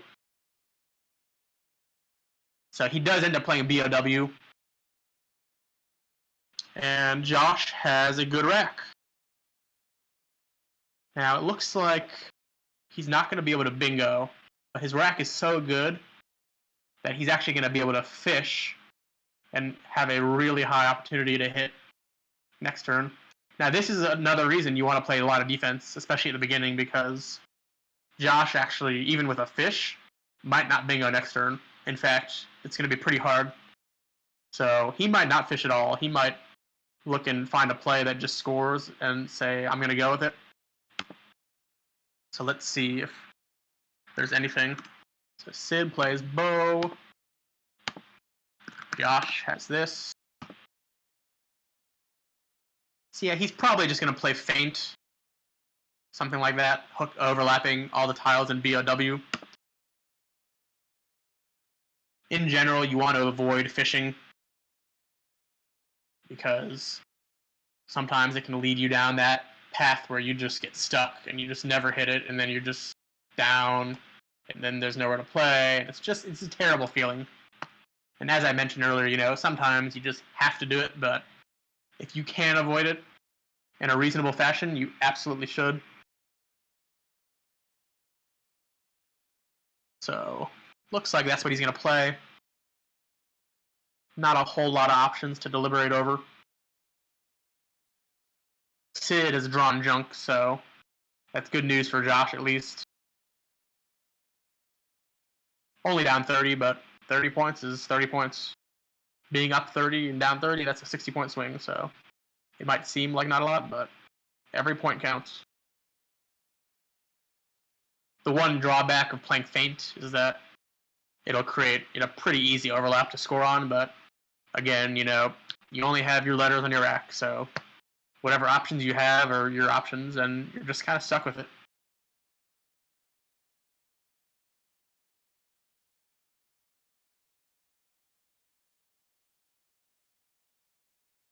Sid is going to have an interesting decision if Josh plays feint, because he has overlapping plays, but they would leave so poorly that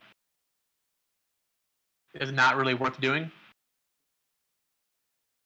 Now, Josh could have actually slotted that one over as well, so he had two options.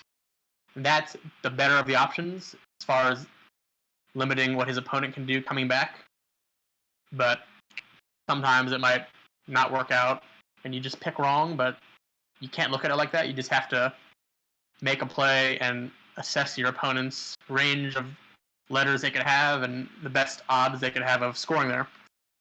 So I think Josh made the right play. I think that's the right placement. So Sid has 5 vowels. His options now are OY, forming bio and moni, or he could play airy with the S and moisten. And unlike the other play I was talking about that could have gone there 2 turns ago, or last turn, that one's a lot less dangerous because he's floating an R and a Y. And the R is certainly good, but the Y is a lot less of a consideration. Okay, so that's a really surprising play because he's leaving IIY, which is just terrible. But I'm sure he had his reasons for it. He probably felt that he couldn't justify floating that R out there when this scored the same. But it's going to be kind of hard to draw out of this one. It might take 2 turns for his rack to be balanced again. If you guys can see these valuations, these are called static valuations. If we run a simulation, these all change. But as a static play, that is fine as far as Crackle goes, but I still don't know if it was good. Oh, I missed a play. Okay. So Josh drew mostly consonants, but he was able to score huge there, so that happened fast. Sorry, I didn't get to speculate. So he plays LEKS, leaving GPR. Let's see if there was anything. Nope, that's the right play. Some of you might be wondering why he played the S when he could have just saved it. In that case, not only does it score 8 more points, which is roughly the value of the S, but it also blocks the board, so Sid couldn't bingo with a word starting with an S and form arcs. So that's absolutely the right thing to do, is to stick that S at the end and clog the board as much as possible. That being said, Josh barely has a lead, so it wouldn't have been a bad play to leave the S on his rack and sacrifice those 8 points. But yeah, you can't go wrong either way. If he was up like 50 or 60, it'd be definitely the right play. But because it's a little closer, it's a lot more subjective.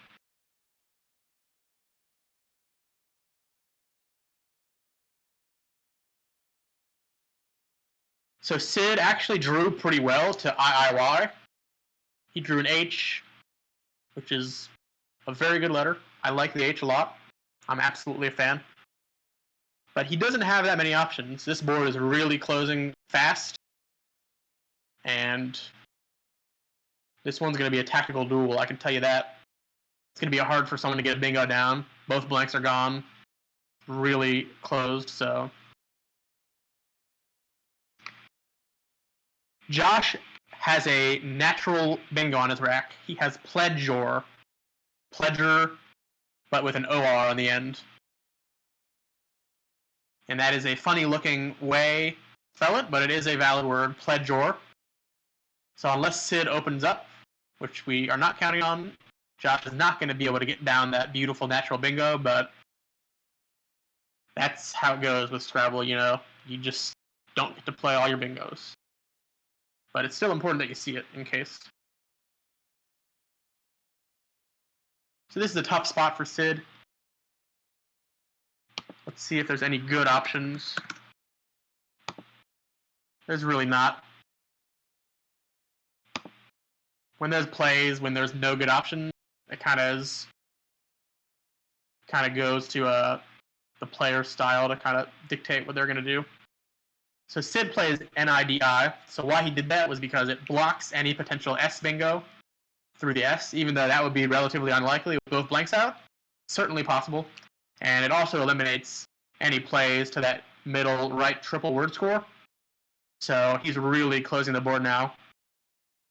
So he's just kind of, when you're down, even though he's only down 20 points, it's okay. Like if he was down 50, that would be a lot more questionable because how is he going to come back, you know?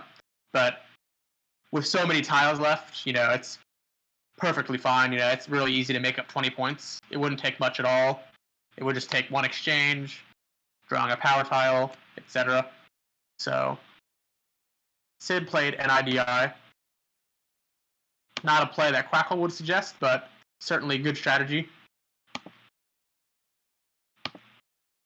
Josh, like I said, he has Pledger. It's a bad feeling when you have a non-go. That's what we call bingos that don't play, are non-goes. So when you have a non-go and no good second option, that's just a bad feeling. So we'll see what Josh does. Playing on a closed board is something that takes time to learn. You can't just naturally know how to do it. And to be completely honest with you, if you don't know most of the words, it's really hard to play on a closed board well because you have to be able to see all your good options. Because if you're missing things on a closed board, you're really screwing up because you have to just see things. I know that sounds kind of simple, but it's a lot more imperative. That's the reason why David Gibson, who passed away in 2019, was a really, really great player, well renowned for his defense because he would not miss things. You know, he just executed that style of defense absolutely perfectly. So Josh is going to play Sprague. Pretty good. Leaves DEL, which is a wonderful leave. Now, obviously, he's probably not going to be able to bingo anywhere, but, you know, that's the thing. You just have to keep your rack balanced and hope for the best in these kind of scenarios when you have such few options. So Sid, he played 2 I's and drew 2 O's. That's pretty funny. He can play Hoggy. I think that's good. I won't swear to it. Nope, it's not good. Sorry, Hoagie. He can play Hoagie.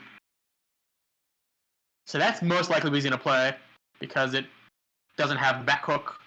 And yeah, it does still yield a bingo line, but so does Sprague. So Hoagie's the play. I think Sid's going to play that pretty fast. He has it lined up on his rack. And I think he's just double checking to make sure he's not missing anything. Wow. I just got a big whiff of my dog's fart right in my face. Silent but deadly. Okay. Josh has drawn 3 E's. So while we like E's, having 4 on your rack, usually a little much. So good news for Josh is that he's up. So he has the leverage here.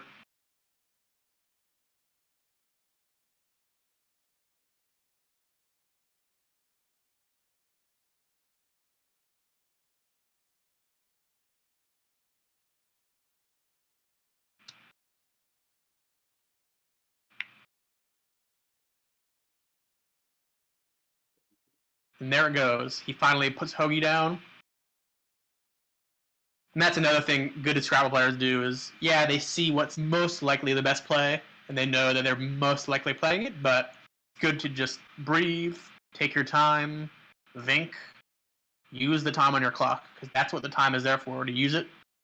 No need to play fast and miss potential things, because you're trying to play your best Scrabble, and they're playing for big bucks, and making the best play is really important, in my opinion.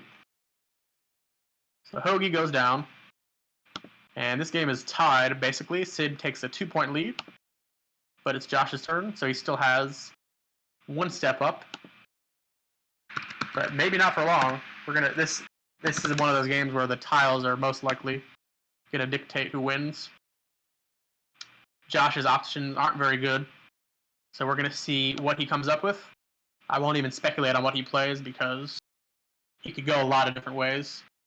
He knows now that it's a tie game, roughly, and he needs to score points, but he also doesn't want to play something like reeled, overlapping the O and the H, because that's a good scoring play, but he could really get killed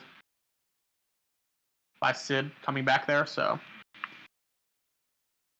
But yeah, he is going to play it. Leard is also good. God, it looks funny. That's what happens when you don't play Scrabble anymore. But it is good. Quackless is good, so it's good. So Josh plays Leard. There's nothing wrong with playing that. I didn't think he would. But he probably realized that he just needs to score and hope for the best because points are going to be hard to come by. So 25 points there is actually kind of a premium. I guess I might have done it. I don't like to speculate too much on what I would have done because it's like really hard to say. But I might have done that. So Josh playing Leard instead of reeled was an interesting play. It actually was probably the right thing to do because even though the L has more hooks, the R has the one hook, the E, which is the important one. So now, as you can see, Sid can't play Cadge, C-A-D-G-E. That would have been just an easy thing. He just dumps it down for 40 points or whatever. And that's it. But because Josh put the L there instead of the R, it's a lot more hard for Sid to score there. Now you might be thinking, oh, well, his rack just happened to be that, and it happened to block the one play that he would have scored, but it's still a tactically strong thing because for you to score in that bottom left triple word, it's a lot more likely you just have a word ending in an E than something that will slot in there with an I or an O or an A. But I don't know, maybe I'm looking at that wrong. Might have to think more about that. So Sid is in a tough spot. So he's down 23. This board is closing in, and he can't let it get too closed. But nonetheless, he plays DE there. Kind of stinks, but he actually didn't have much of a comeback. So Josh actually dodged a bullet. That was basically the best thing that could have happened. His opponent was only able to score 18 points, or whatever that is.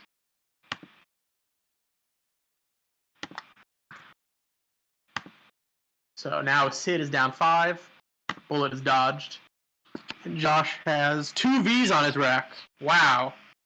So this is one of those things where you really don't want to have 2 Vs on this board. So he might have to exchange, and it really stinks, but when you draw 2 Vs, it's just not much to say because you drew 2 Vs.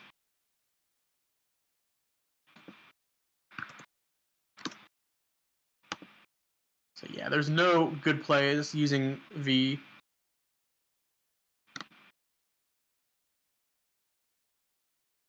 Josh could play Vet at the top to that T in Lathy. That wouldn't be too bad because it wouldn't open up anything. It scores, 15, which on this board is fine. You just got to take what you can get. But Josh knows that he has to either exchange or get rid of a V. I don't think he's going to make any play that is going to leave 2 Vs. So his options are, in my opinion, Vet or exchange.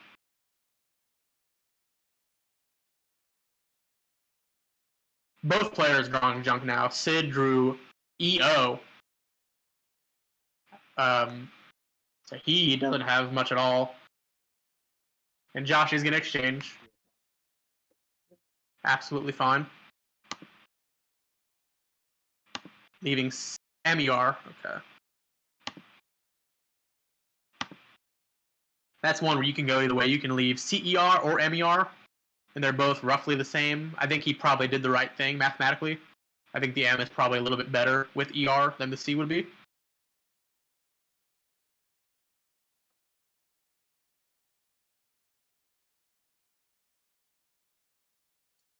Okay, so that's cool. So Sid actually found a cute play through disconnected letters on the board, the R and the N. He's going to play Orn. Oh, wait. Okay, yeah. So that is actually a word without the E. O-R-A-N-G. And I think that's what he's going to play, because if he puts the E on the board, that opens up the opportunity for Josh to hook it, which is not what you want. But he took it back, so I guess he might not play that now. Let's see. Yeah, so there's no great options.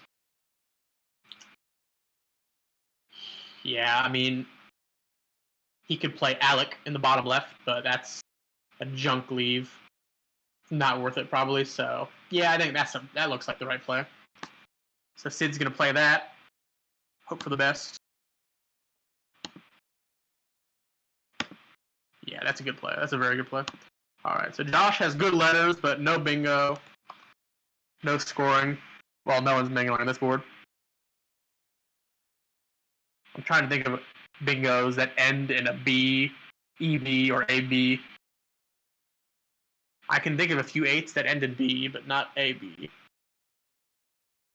I can think of Mem Sahib. But that doesn't no good. Anyway. Sid is up 11. Josh's turn. And this board is just continuing to get worse and worse. So right now, Josh is looking for plays in the bottom left that end in A, so he can hit that triple. But I think he's going to quickly see that there's nothing there. Unless I'm missing something. Let's see what Quackle says. Right. So he's going to probably play this play, ALUM, because it takes that spot out, scores, and it leaves well. So I'll put money on Josh playing ALUM. But maybe he has something else up his sleeve that I'm not accounting for.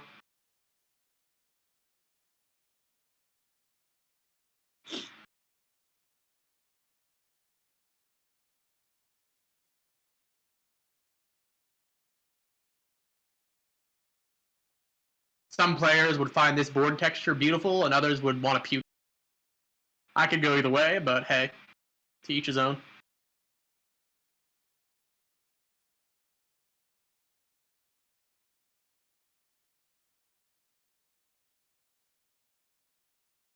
A very volatile play would be to play in the bottom right. You could play AMU or EMU, but I really doubt Josh is going to do that. If he sees ALUM, I would think he plays that.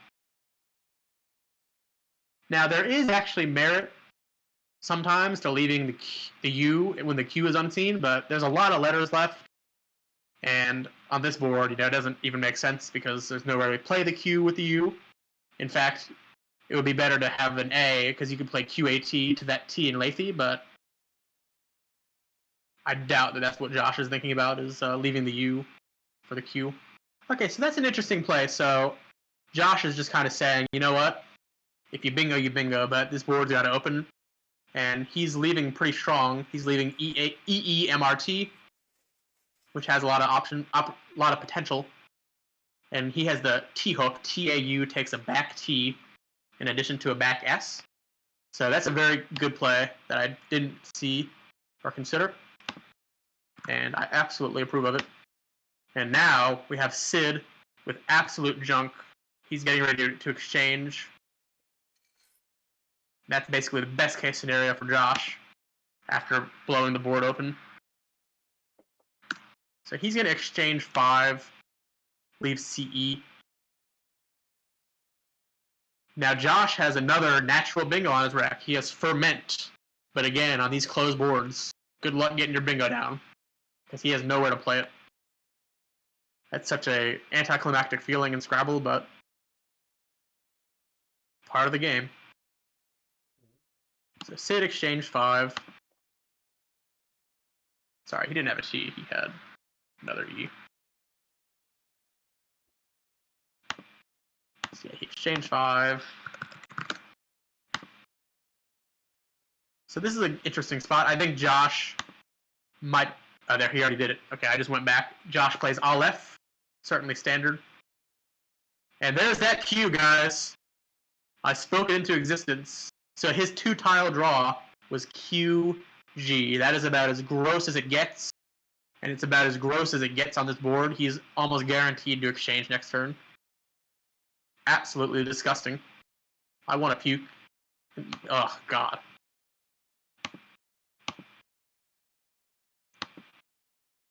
However, he can still win the game because he's up 20 and Sid doesn't exactly have much to come back with, so that tile on the end, is that an N? Yeah, it's an N. Okay. So Sid has not great options here. Looks like he's just going to play Ava in that bottom right. And that's a lot less volatile than other plays would be because there's no 2-letter words with it. So if your opponent's going to hit that spot, they have to play through the A and hit a big tile on that double letter for it to be a lot of points. Otherwise, it's not big. Oh, okay. He's going to play that. That's fine. So that scores less, but it's way less volatile. And obviously, it takes out that spot. So his opponent can't use it. So that's a fine play by Sid. I didn't consider that because it's actually kind of cut off there on my view. The way the board is tilted. I guess that's your view also for the viewers. But anyway. So Sid just drew the Z. Now, that's huge. On this board, the Z is like, there's maybe not a great spot at the second for it, but the Z is a beautiful letter under normal circumstances, and under this kind of board, the Z is like maybe even better than a blank, because the blank is good for bingoing, and on this board, you're not bingoing. So the Z is a really, really big deal. So Josh exchanged because he had to. Exchange 4.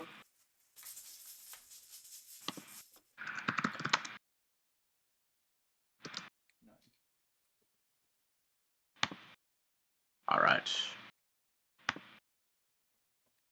Okay, things are going fast. So as you guys can see, they're running out of time.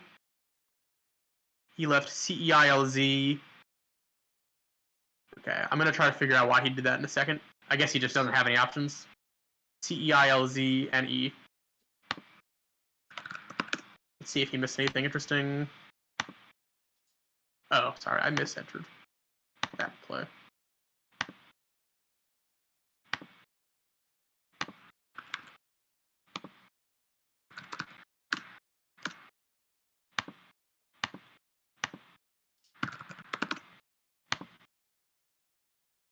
Okay, so it does look like Sid missed Zainab. Now maybe he was up to something, but I really don't know why he played any. So Josh is covering his letters. He drew the V back. That's great. Okay, yeah, he was blocking the bingo line. Yeah, good observation. It still might have been better to just take the points, in my opinion, but you can't fault him, especially with both blanks out. I think he probably should take the points, but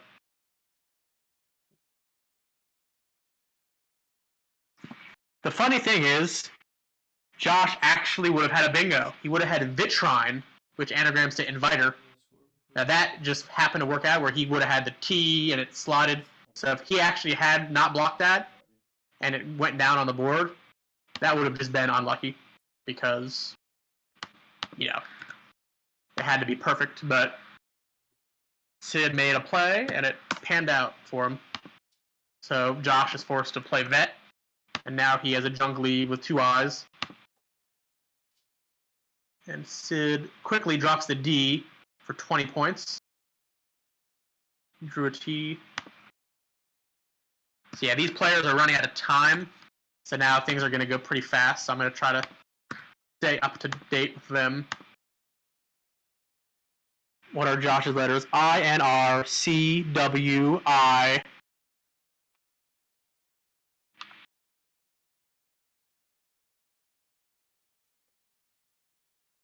Okay.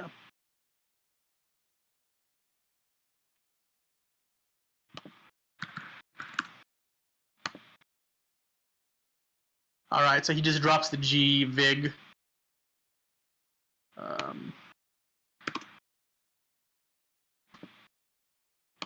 So yeah, this game's about to get crazy because they have to play fast because their clocks are running out. So they're just gonna most likely just make mistakes because that's how it is when you run out of time.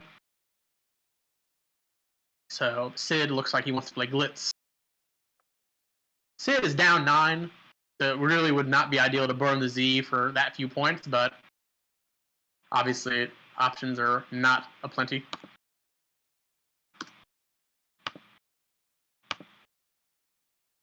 Celeb, that B, is actually a pretty interesting option. Not sure if he sees it or if he would even want to play it, but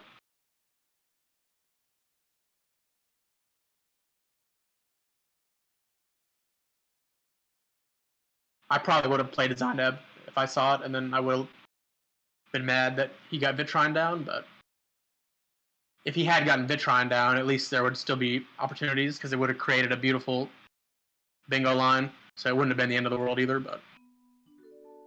Alright, so Sid is just going to go for straight defense, so he's going to leave the Z. He knows that he needs that Z most likely to win, or he needs to cash it in, rather. So Till does a good job of clogging that board, that part of the board. And, okay, Josh drew the J. Okay, J-O. Sorry, I'm going to try to not fall behind here, miss their X. Okay. Josh played Joe. Sid. Okay, he drops the Z. I'm sure he did not want to do that, but... A-C-E-I-O-Z. And one thing is, you want to time pressure your opponents a lot of times, so Sid maybe could have thought about it more, but there's a lot of value in his opponent going overtime, which you can see is about to happen either way. But most likely, both of them are going over, but Sid has the advantage absolutely now. And oh, wow, he played the Z, just one letter, and drew the X. That was really lucky. And that might be the game-winning play. Because, oh, man.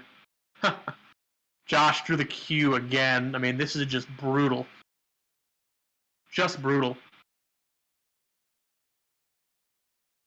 W.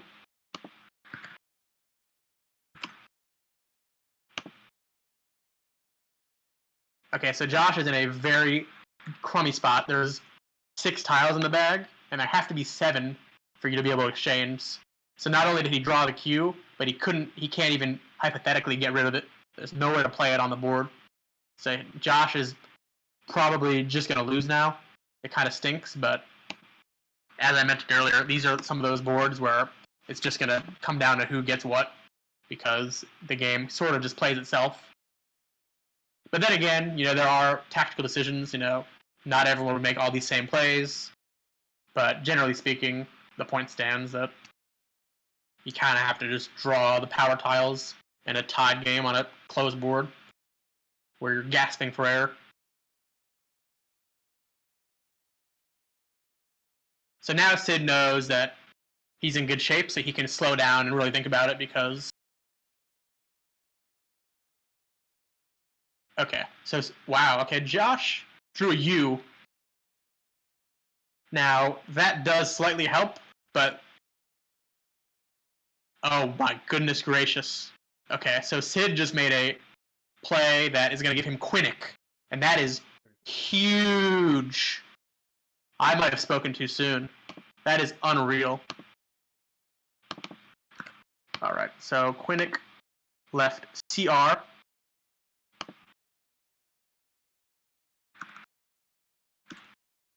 And I have to catch up. Let me see. Oh my goodness gracious. Okay. Maybe Sid looked at the pool and knew that he would get that X overlap, because that's exactly what's going to happen. Sid is just going to drop the X. And I think he's going to win now because Josh is already over time. And yep, that's all she wrote. EX, leaving E. Okay, so he's going to drop the S because.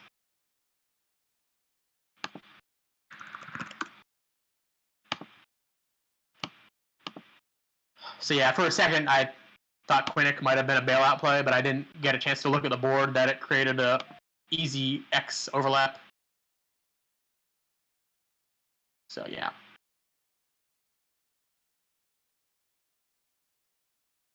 Oh man. Oh man. So this is getting interesting. Sid just made a big error. He gave him a chance to play the P. And I guess it might not matter, but wow. Okay.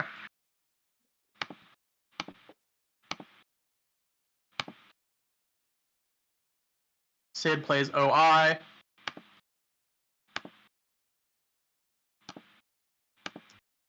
Let's see.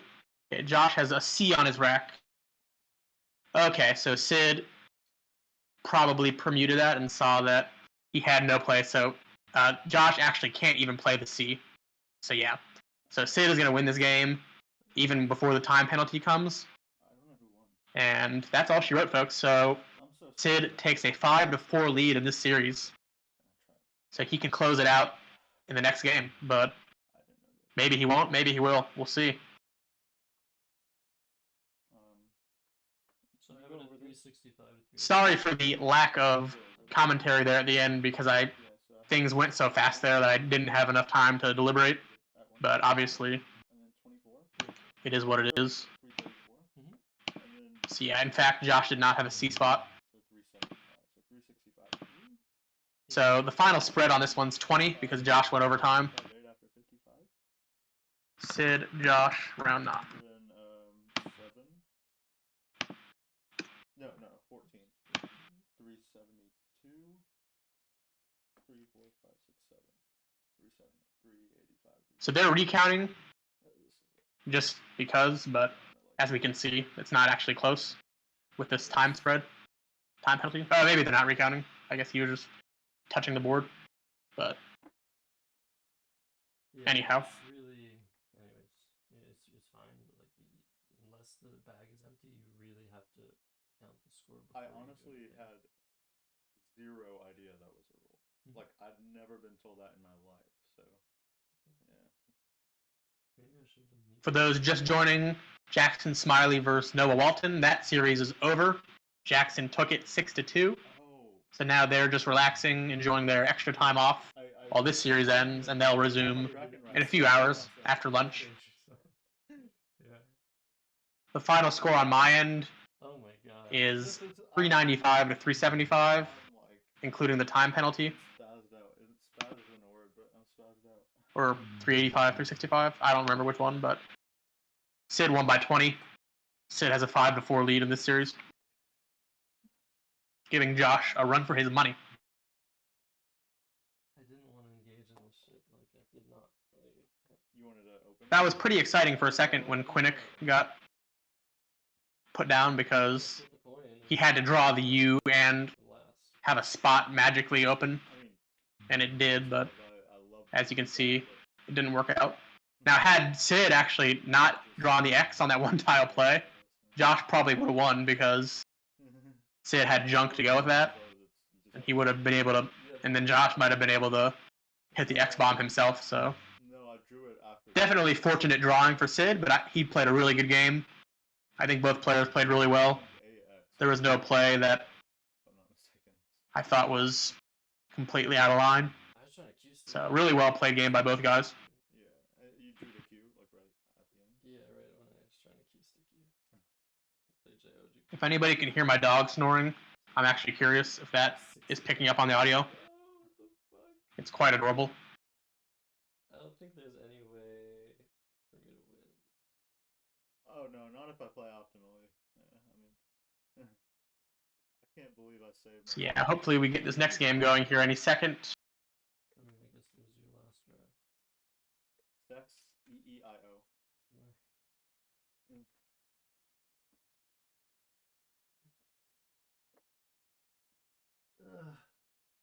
So it would have been at 332 to 303.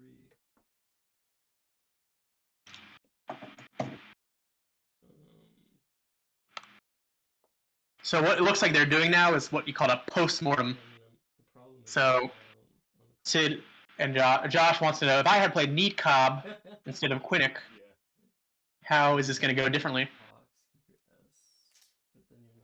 But you know what? I think we should post-mortem later, and we should start this next game. I think you guys probably agree. But a lot of the times, tribal players are just so needing to know immediately, could I have won? Could I have done this differently? Did I screw this up? 332. So post-morteming in Division 1 I is think you can win. I'm down very to common. You can win with that. I don't know. I mean, there's a sequence. There's like I have. This is a good example of time management. If these guys There's had no way you can't win. maybe played a little faster earlier, they might have been able to think harder in the end game and pre-end game, but Yeah, I guess this was. you can't fault them really. 20-minute clocks in this tournament is shorter than standard, but This. some games it's just going to come back to bite you. 21, I'm up 19. I just play something like OE. No, that gives an outplay. It's like 2 vowels. Yeah, there. Yeah. Yeah, I mean, should I do that? I'm up 9. You're up 9. You just have But to block pi. No, but I'm overtime. Overtime.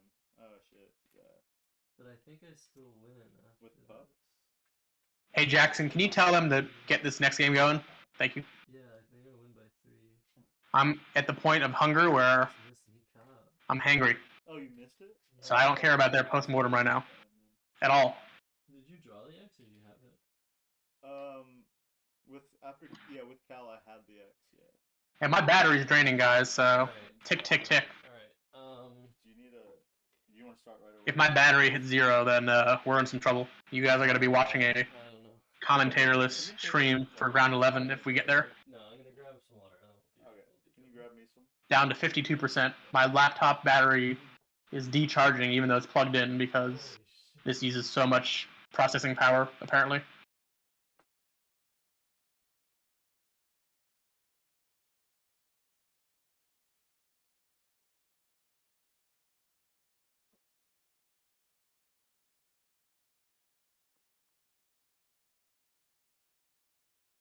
I'm gonna go to the bathroom.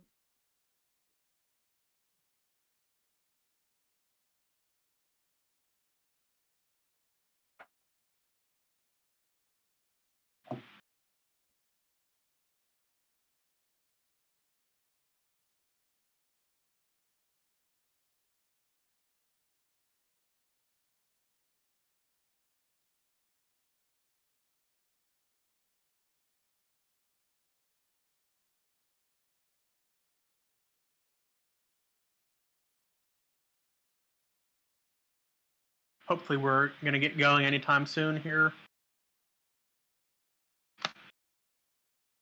Not sure what's going on over there, but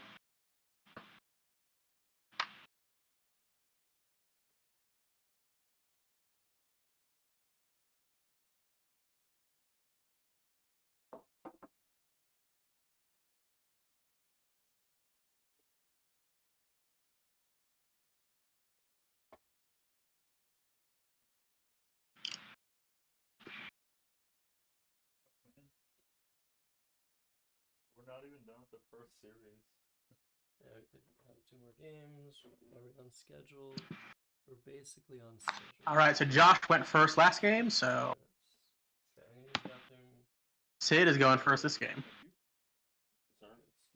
You guys can see Quackle, the random rack that was assigned to Sid is Weezer for 100 and something. That's pretty funny. Whatever. Oh, he printed on both sides.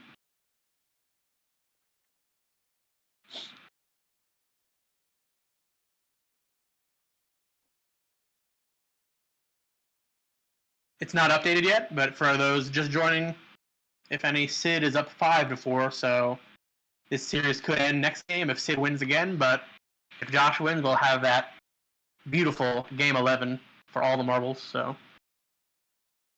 the excitement ensues.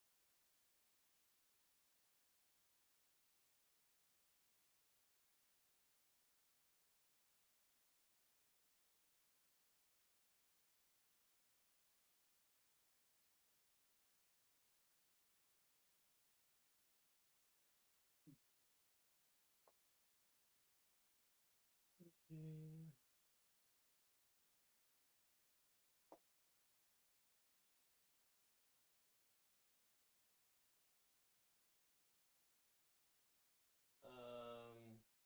I need to text Joey.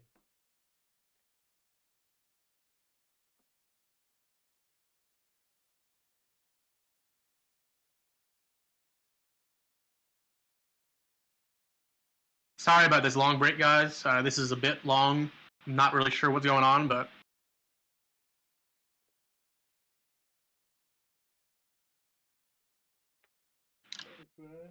hopefully they start soon. I'm getting a bit impatient myself.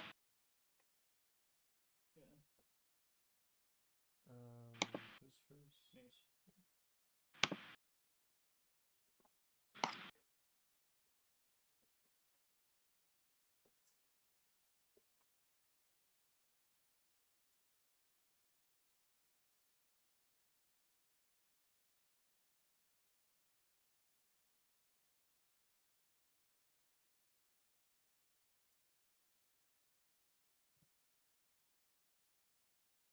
Yeah, Cal was some bullshit play.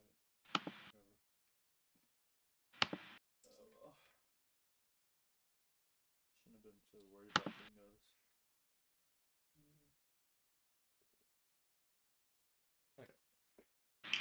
Alright, guys, we are starting in a second. They're just putting the tiles in the bag, and then we will be good to go. I know, like QUUPM, like I was just like, So, nothing yeah. bad can happen after Cal, but obviously. I Like, just that got some Plate of orange. news from Josh that was my fault when the scores and clocks weren't aligned earlier. It was my fault. I was supposed to have passed on Quackle to make it align, but I didn't. But now it's fixed. So That's crazy. even though Sid is going first, Josh is on the left this time. So I'm just gonna hit pass, Okay. and it's all good. Alright. Pass Good luck. for 0. Cool.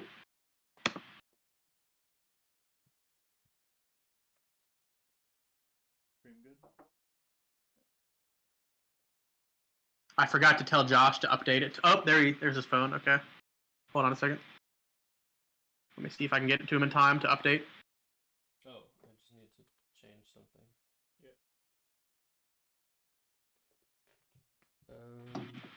So yeah, he got my message. He's gonna update that. Sid is up 5-4, not 4-4. Should be switched here in a second.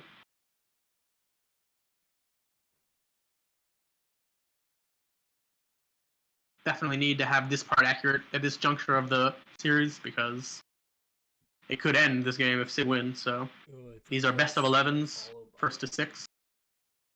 Alright, I just need to change the stream title here.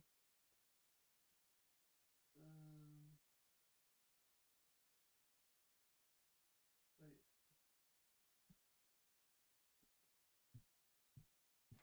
Wait, when did he send me that message? Explain to me. Yeah, okay. Go ahead, you can draw.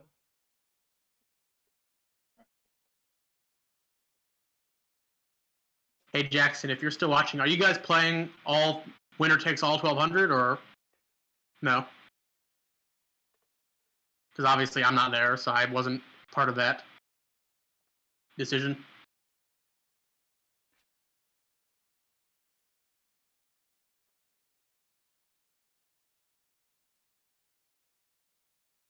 That wouldn't change the strategy before the finals, but it would change it in the finals slightly. All right, here we go. Sid has a blank. That's a good start. So he has wavy for 30-something, leaving N blank. So I think that's going to go down. He doesn't have any bingos with his letters. But wavy is a beautiful play.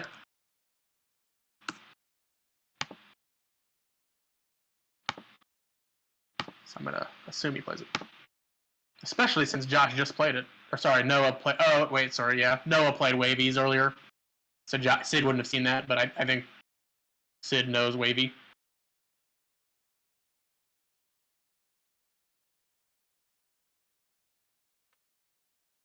Seeing as Sid is a defensive player, he might be considering just playing wavy for less points to screw the board up. And that's actually a good play because his rack, his lead is so good leaving E and blank means he's bingoing next turn well over half the time. So burning that E for those extra points, equity-wise, it's the right thing to do, but it's actually a decent strategy to do the other way because his opponent can't come back with much, and then Sid is just going to bingo. Whereas if he plays a wavy the other way, like he has lined up now, it'll actually be somewhat easier for his opponent to score. And it's just so many points. I think he's just going to play wavy. But it's certainly worth considering both.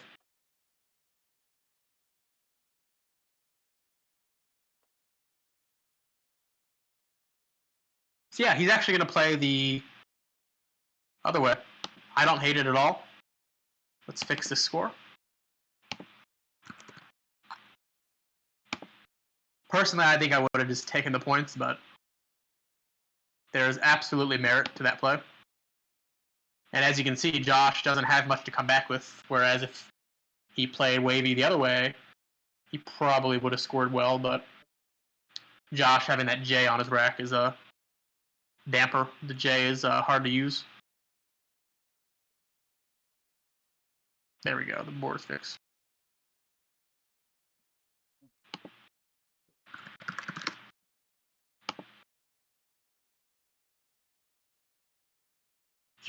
Jimpy. That looks funny, but it is a word. So Josh has some options. He can play Jimpy, Jimply. I guess those are really his only two options. He hasn't lined up, so I'm guessing he's going to play it. But he's just double checking to see if there's anything else. Probably not. Okay, so for some reason on our screen, it switched back to Jackson and Noah. I don't know why, but oh well. Okay, so he's going to go with Jimpy. So there's really not a huge difference between that and Jimply. Jimply obviously scores one more point, but there's a bit more synergy to leaving ELT than ET because it's just a little more balanced. So he goes with Jimpy. And Sid has good letters. See what bingo he finds, if any. Yeah, I think he's going to bingo. I'll put money on that one.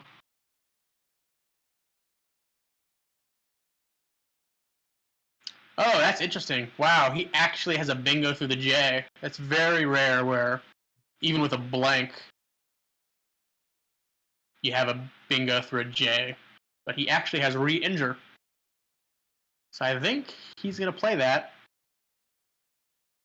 Not loving it because it takes that D, which would give a pretty decent comeback play if he has a D, but you can't just play Scrabble scared, obviously. You just kind of have to make the best play. And that is what he's going to do. He's going to play re-injure for 80.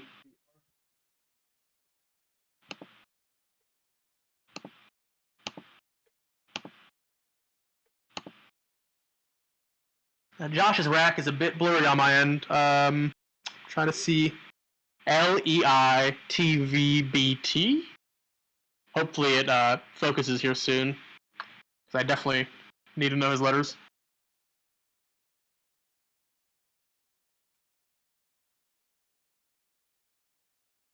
If anyone has a more clear view, maybe type it in the chat for me. But I don't know if the blur is for everyone or if that's just me.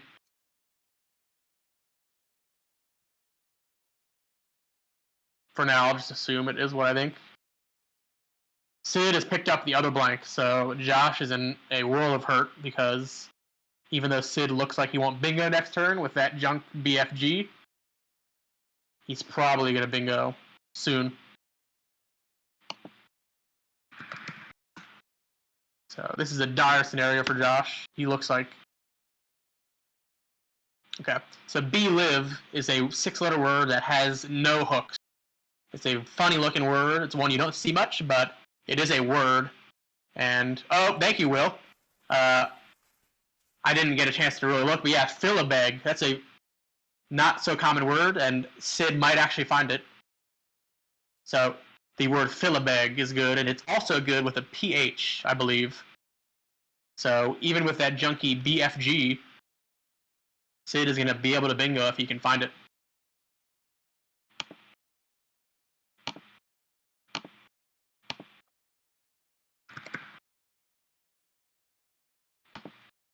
Sid doesn't know the whole lexicon, but he knows a lot of words, so there's a good chance he can find it.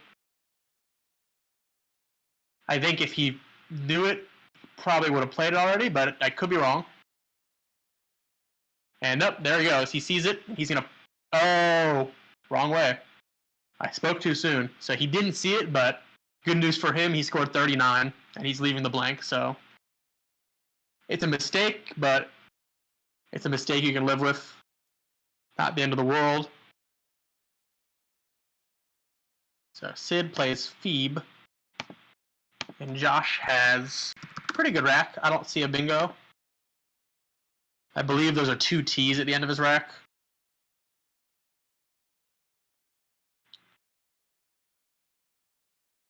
If there was an open eye, I think mittened is good. But there is no open eye. So Josh is going to have to figure out how he can score and balance the rack. He has that D hook for re-injured, so he might be considering playing Ted or Med. Now, that's not ideal. So he's looking for something else right now because that would give back a really easy play there, that top right triple word score. But this is a tough spot, so he certainly has a lot of options. He could play something like demit through the I and re-injure, and that would be 24, leaving ENT, which is pretty decent, but let's see if he has something else in mind, or if I'm not seeing anything. Okay, he actually is going to play demit. What do you know?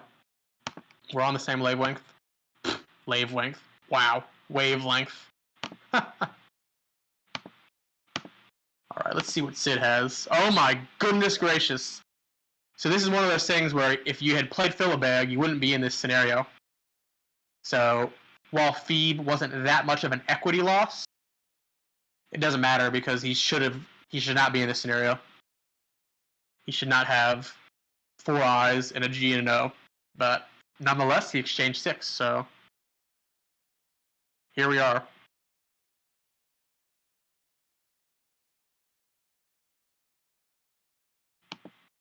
G-I-I-I-I-O.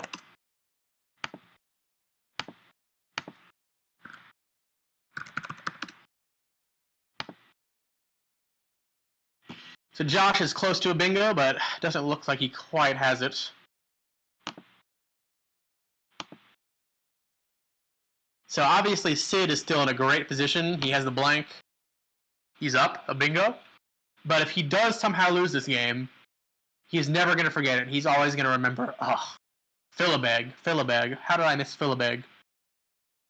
Because see, now we're not going to be this cynical, but he just picked up the Q. So it's like that one mistake where he missed Philibeg is now compounding and preventing him from winning more easily. So is he still very likely to win? Yes, but it shouldn't be like this. He should be up 200 right now, or 180 or whatever that would be. No, sorry. It wouldn't be that much, but nonetheless, he'd be up well over 100. So Josh has a hard spot here because he's down a bingo.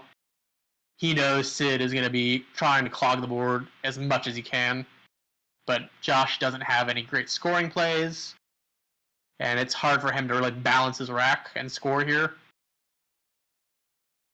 So let's see what he does. Let's see what Quackle says. Yeah, I mean, not many options. When you have 3 E's and an F, you can only have so many options. So yeah, he's just going to play Fee and just hope for the best, you know. That creates, you know, an extra line, possibly. Well, depending, it actually might block more things, but it's kind of neutral overall. So he's going to play that. Sid has... Is that a second O at the end? I think so. Okay.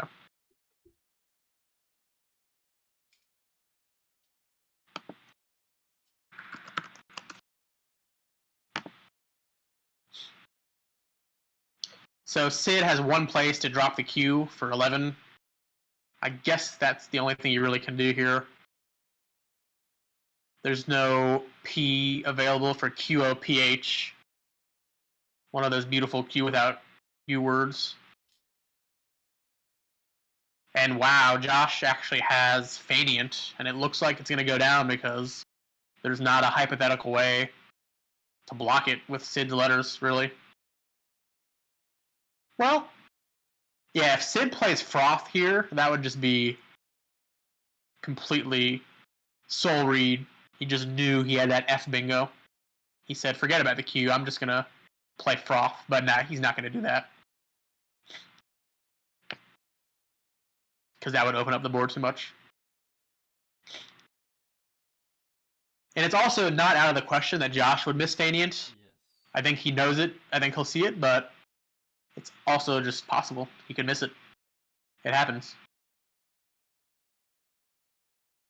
Okay, so now that Sid shuffled his tiles, he definitely does have two O's, so I was sort of possibly thinking that was a G on the end, but he is going to play the Q, and Josh is shaking his head and laughing, which means he's playing Fainéant because he was just sitting there praying and praying that that F stay open because he knew that if it did get blocked, his options would be complete bleep. So that's a great feeling on Scrabble when you have bingo or air. And there it goes.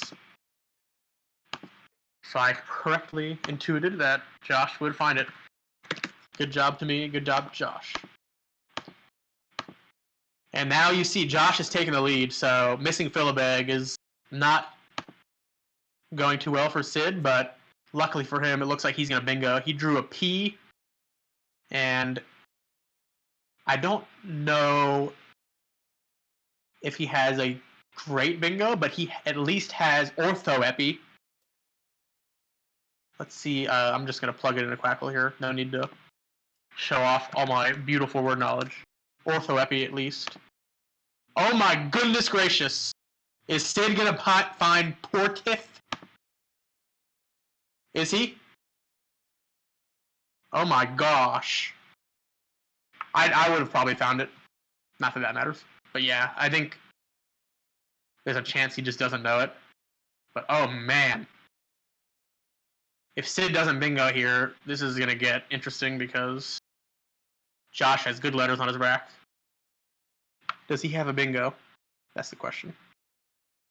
I actually don't see one as of now, but let's see.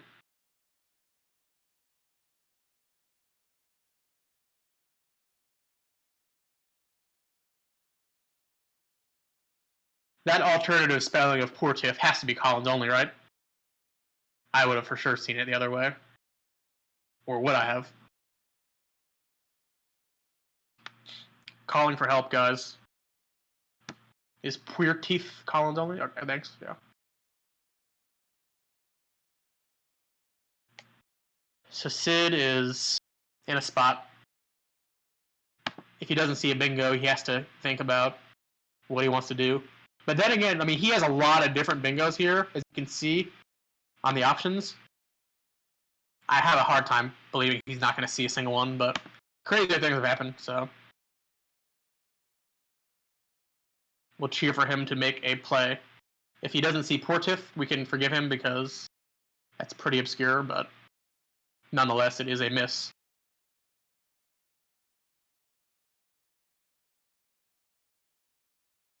And even if he does play Portif, you know, it's not over, but yeah, that would pretty much be it.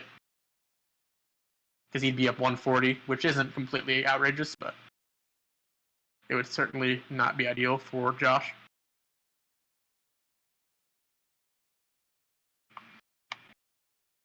If he does miss Portif, I'm not going to be the guy that tells Sid that he missed Philibeg and Portif. I'll let someone else do that, because I don't want to rub it in or anything if he loses the game.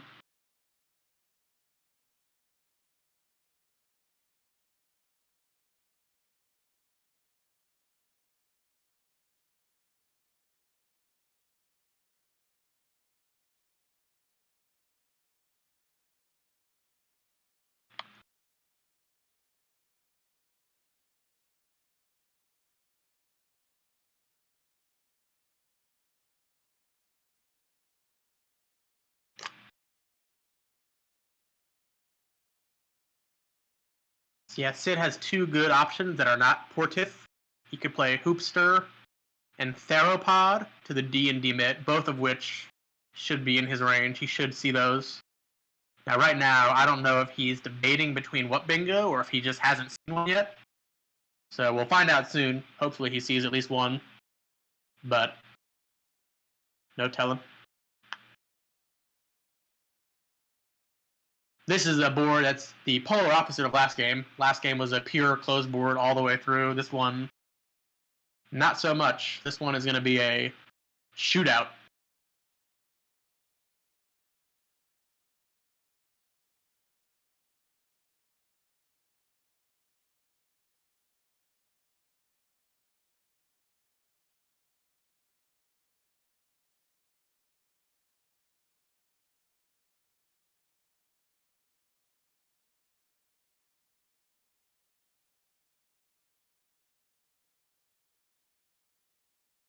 And this is a pretty crucial thing because not only are these mistakes from Philibeg and on compounding, but they're causing him to use so much time that he shouldn't be using, because he shouldn't be in this spot.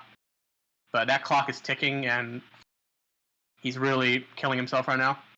And wow, so he actually is not going to bingo. But Thorpe scores very well, blocks everything, so has that going for it. But nonetheless, this has gone south for Sid.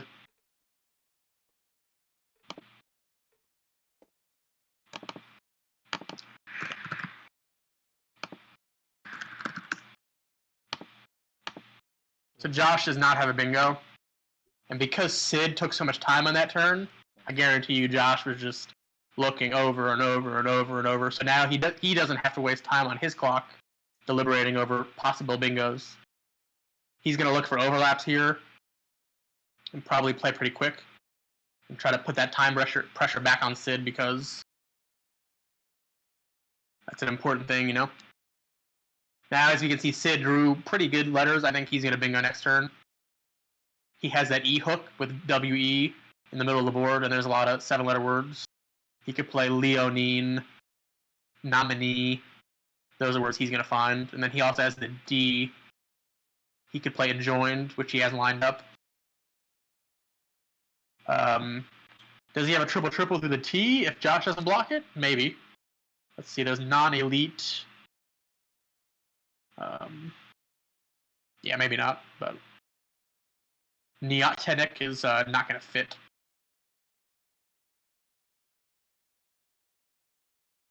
So Josh is in a spot here. He's down 25, but the board is going to be just open, at least for a few more turns, so he doesn't have to panic.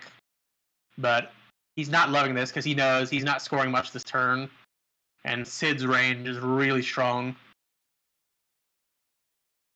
He shouldn't put Sid on a blank that often, but he knows that this is not a great spot. So if Sid bingos next turn, which we are counting on at this point, Josh is going to kind of need to hopefully draw bingo immediately after this rack to bingo back and have a chance, because even bingoing back immediately, he's still going to be down, so Sid is in the driver's seat right now. It's going to take a lot for him to lose, but crazier things have happened.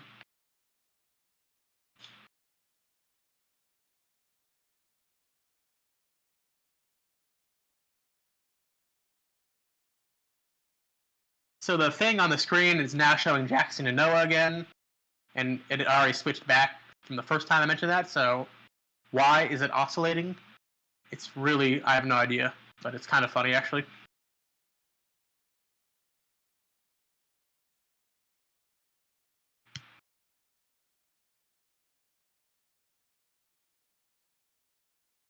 Interesting play by Josh. Scores pretty much as well as anything else could on the board, and I guess it makes it that much more open. But depending on what he draws, as I mentioned, it might not matter. So Sid does not have a triple. I think he's going to go with enjoined, since the letters at the beginning in that top left aren't going to give Josh much back. It's hard to bingo starting with an E, N, J, and then of course enjoined just scores more than the other bingos, so I think he's going to lay it down. I already put it in the score up there, but I'll just change it if he makes something else. Sid, being the defensive player that he is, probably will actually play non-elite if he sees it. That's the only bingo through the T that would block the triple-triple. And I think just naturally he would just sacrifice those 6 points to block the triple-triple if he sees it. Let me double check. Yeah, so that's the only bingo. And Joiner is also good, but that wouldn't be what you want to do there. Oh no. Oh no. This is just catastrophe. So he's playing a phony right now. Benzoin is a word. Benzoine is not. And Josh is holding him. I can pretty much guarantee you. Sid just gave him that look where, oh, fuck, did I fuck this up? I don't really know why he would play that when he had enjoined lined up. He must have figured, okay, well, I'm bingoing next turn even if it's no good, but... And he probably just wanted to get rid of the triple-triple and didn't see the T, any words for the T. But that's coming off the board, and unfortunately for Sid, he's doing pretty much everything to lose this game, but he still might win anyway, because that's how Scrabble goes sometimes. So yeah, this is just unfortunate. I'm very shocked that this is happening. So that's coming off the board.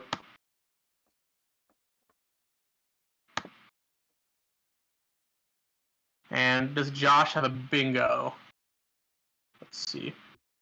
He has 2 R's and 2 T's, so I'm guessing not.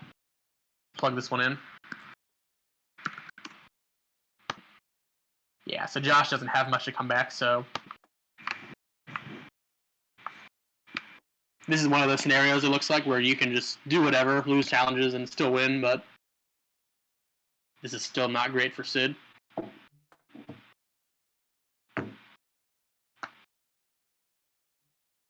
Those chemistry words are tricky. You know, there's a lot of those words that end in IN that take the back E and etc. But the Scrabble dictionary is very peculiar about how they choose what chemistry words go in.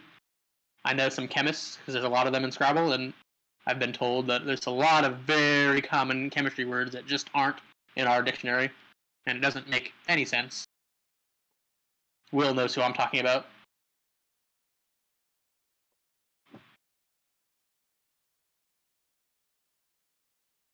I don't actually know any examples because it's been too long, but I used to at some point have some examples of that in mind.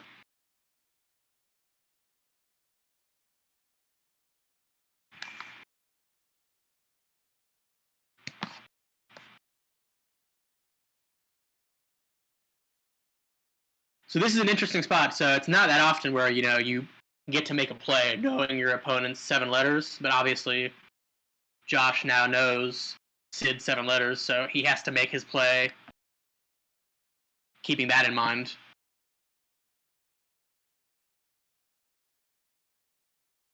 So these kind of plays are a bit tougher. They take longer because you can actually permute exactly what your opponent will do. And in this case, you know, it's actually not so hard. It's unfortunate because Josh can see, okay, well, he's just going to bingo next turn, right? We know Sid saw and joined, and Josh has to figure logically, okay, well, he's probably going through all the bingos and sees that Sid might have just missed non-elite. So if he just blocks the D, maybe he can just hope Sid just misses non-elite again. Seeing there's nothing through the R in Roan, right? So, yeah, this is a tough spot. And again, their clocks are ticking, so we're going to have a lightning quick pre-endgame and endgame whenever that happens. But that's how a lot of Scrabble games go. You know, people just have to use their time in the first half of the game because it's a hard game. You know, you got a lot to think about. It's not easy.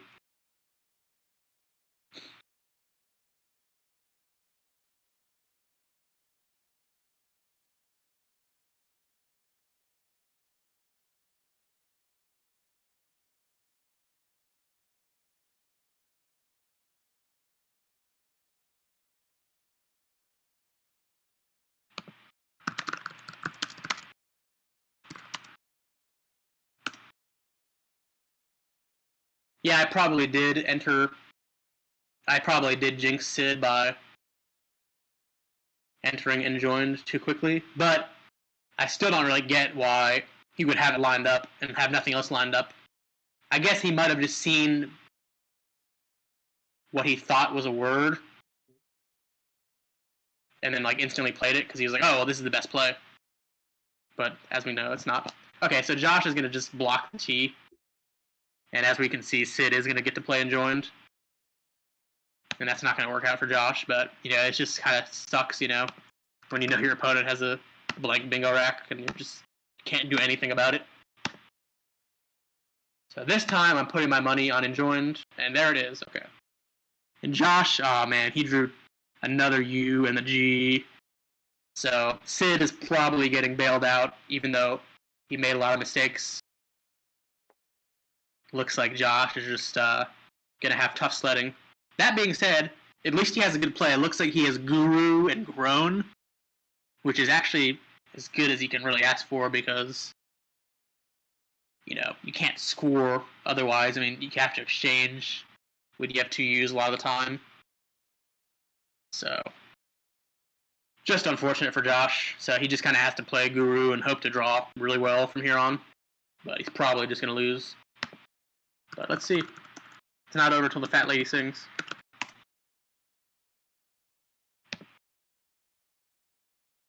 There it goes. Okay, so he plays Guru. Pretty standard. He didn't miss anything. Now Sid drew the X. And let's see, are there any big X spots? Maybe not. He could play EX in that bottom right corner, forming packs, but that would be probably not the right play because it leaves junk. So my guess is that Sid is going to make a play that scores and blocks and leaves the X because that's really all you can do. You know, you can't block every bingo line, but you definitely don't want to burn the X or the Z either for not enough points. There's no need to waste it a lot of the time. And this is a scenario, too, where Sid isn't completely, like, that far ahead, so if he were to play EX, leaving that junk, you know, yeah, he'd be up about 100, but he's kind of limiting himself if his opponent does bingo back and draws junk. So right now, looking at Josh's rack, he actually drew pretty well. He picked up an S, but it looks like there's not going to be anywhere to play any bingo like rockiest or corkiest or stockier. Unless I'm missing something. Yeah, I don't think so. So yeah, Sid has an interesting decision here. Let's see what Quackle says. Yeah, he could play XED in the top right. So you might be thinking, oh, well, that gives an easy A hook, which is volatility, and he could score a lot. And actually, yeah, with the Z out, you probably really don't want to do that. But actually, in this circumstance, it's not as bad because if your opponent does use that spot, that means they're not bingoing. So that means you can just block somewhere else. But yeah, if he were to play something like Zeal and Axed, that would be a disaster because that's 80 points. But Sid makes a good play. He plays XU. And while those letters he blocked were unlikely to be able to be bingoed from, it's still a good thing to just completely make sure you can't bingo there. Now, that being said, EX is actually not that unlikely. Oh my god, yeah, he has Exorcist. It's not a bingo, but he has Exorcist. Wow. And I think Josh is going to see that, because Josh is good at these kind of things. So, it might not win the game, but it's going to boost his odds. So let's see if there's something else. Yeah, so Exorcist. Oh, wow, okay, so Josh has Talk, if you guys can see that in the bottom right. And that's actually probably better, because it scores more, and it leaves the S, so I spoke too soon. That's one thing that makes great players great, is they, when they see an amazing play, they still look for a better play. So yeah, a lot of players would just say Exorcist and be excited, but you have to just keep looking, especially when you're down. You know, Josh is more incentivized to think harder.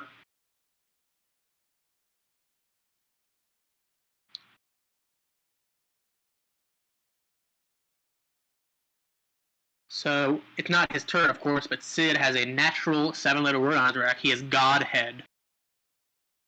And as far as I know, that did not make the poo list removal. I think God is still in the dictionary. Alright, so Josh is going to play talk.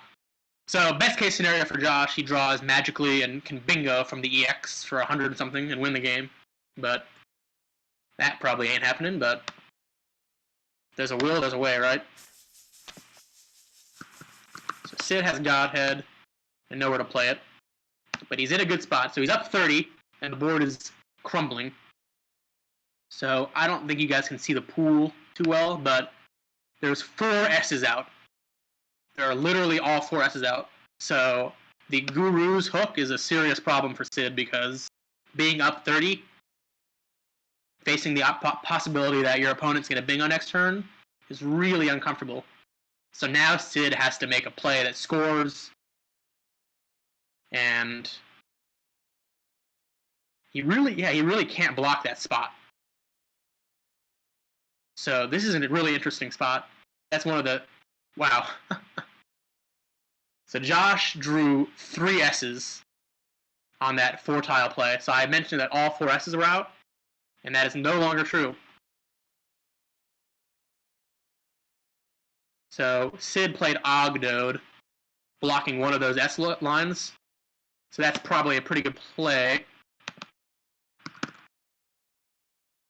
And Josh, let's see, is that a bingo? Yeah, it's not good. So Sistra is a word, and he's going to go for it. He's going to get instant challenged. 74. Maybe not instantly, but Sistra is a word. It's the plural of Sistrum. So obviously this is no good. And I don't know. I mean, Sid should hold and challenge, but maybe he gets away with it. This could be a scenario where Sid might look at his rack and then look at the pool and say, okay, I can still win this game even if this is no good. And wow, okay. So Sid drew beautiful letters. Sid has a really good rack. So what I just said is probably going to be the case. He probably is going to let it go. 74. I'm not sure if he accepted. So Josh, you can see, has letters on his rack, but that doesn't mean that he was held necessarily. Because in tournament Scrabble, we have a thing called a courtesy draw, because your opponent could exploit you by holding indefinitely and not allowing you to see new letters, therefore making you waste time because you don't get to think about your letters because you don't get to see them until your hold is released. But it looks like it has been challenged and it is coming off, and Sid is going to win this game, it looks like. So Josh made a mistake. Obviously, he played a phony bingo, and that's a mistake always. But he might have been thinking, okay, it's now or never. I have to just try this and hope for the best. But I don't think that's the right mindset. I think he still could have maybe tried to fish. But you can't. Yeah, I don't know. You can't blame him, because there's really only one place to bingo, and he has to figure Sid is just gonna block it like all the time. Sid's just gonna win this game. Plays off for 46, and yeah. So yeah, Josh doesn't have much here. Stasis and re-injures. Wow, okay, that's a cool parallel. Obviously, it doesn't do him any good now, but it's fancy. So he's gonna just play SIS.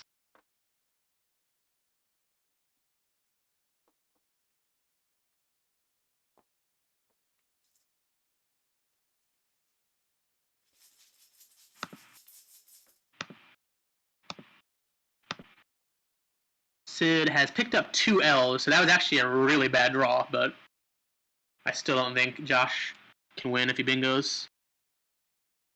Josh has Exorcist again, and I don't believe he has a 7-letter word. He has carotids, but it doesn't fit. through the D and Ogdode.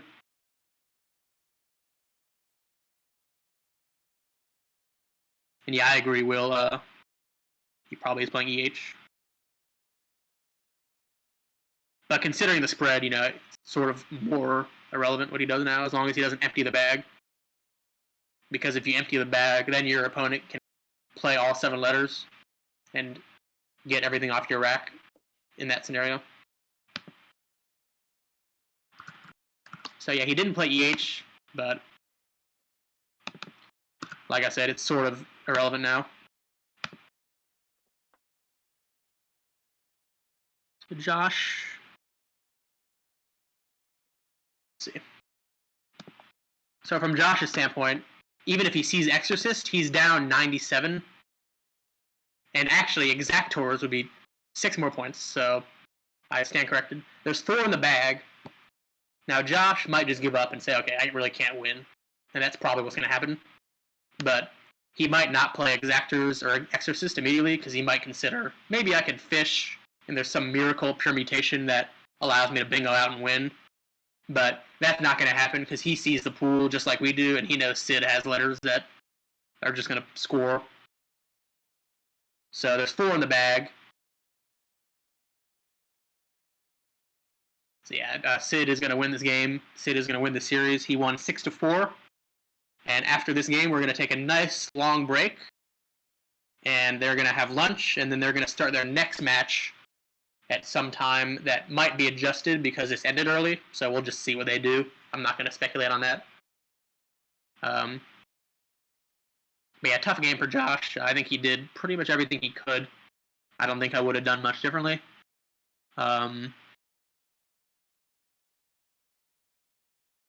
Yeah, I think Josh played a really good game. When he played Ottar, I didn't really think too hard about what I would have done there, but it seems fine enough. So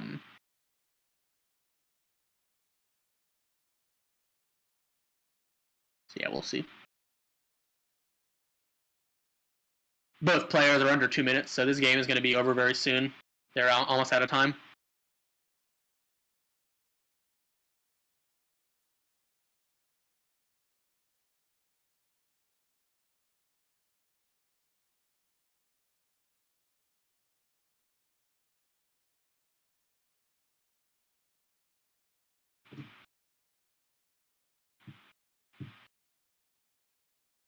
So in a normal circumstance, in a normal tournament, Josh might just give up and play Exorcist or Exactors and just say, F it, I'm going to just get some spread. But this is a scenario in this format where spread does no good, so he's probably trying to just think of something creative. But as we can see, he's out of time, so it just doesn't matter. So he's going to fish and whatever, it doesn't matter. He plays the A.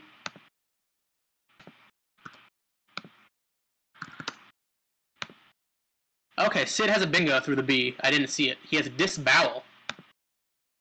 Did someone in the comments see that?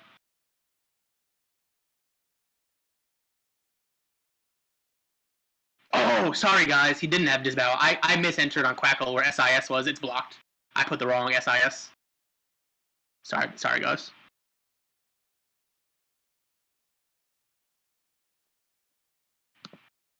Whoopsie daisy, guys. I am not perfect.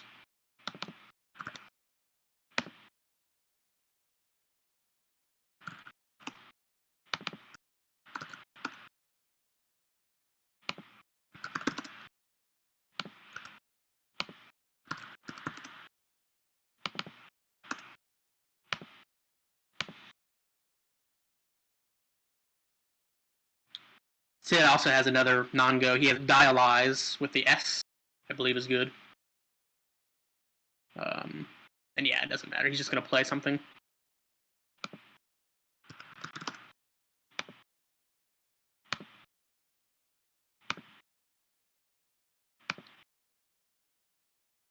There we go. Exorcist. Yippee.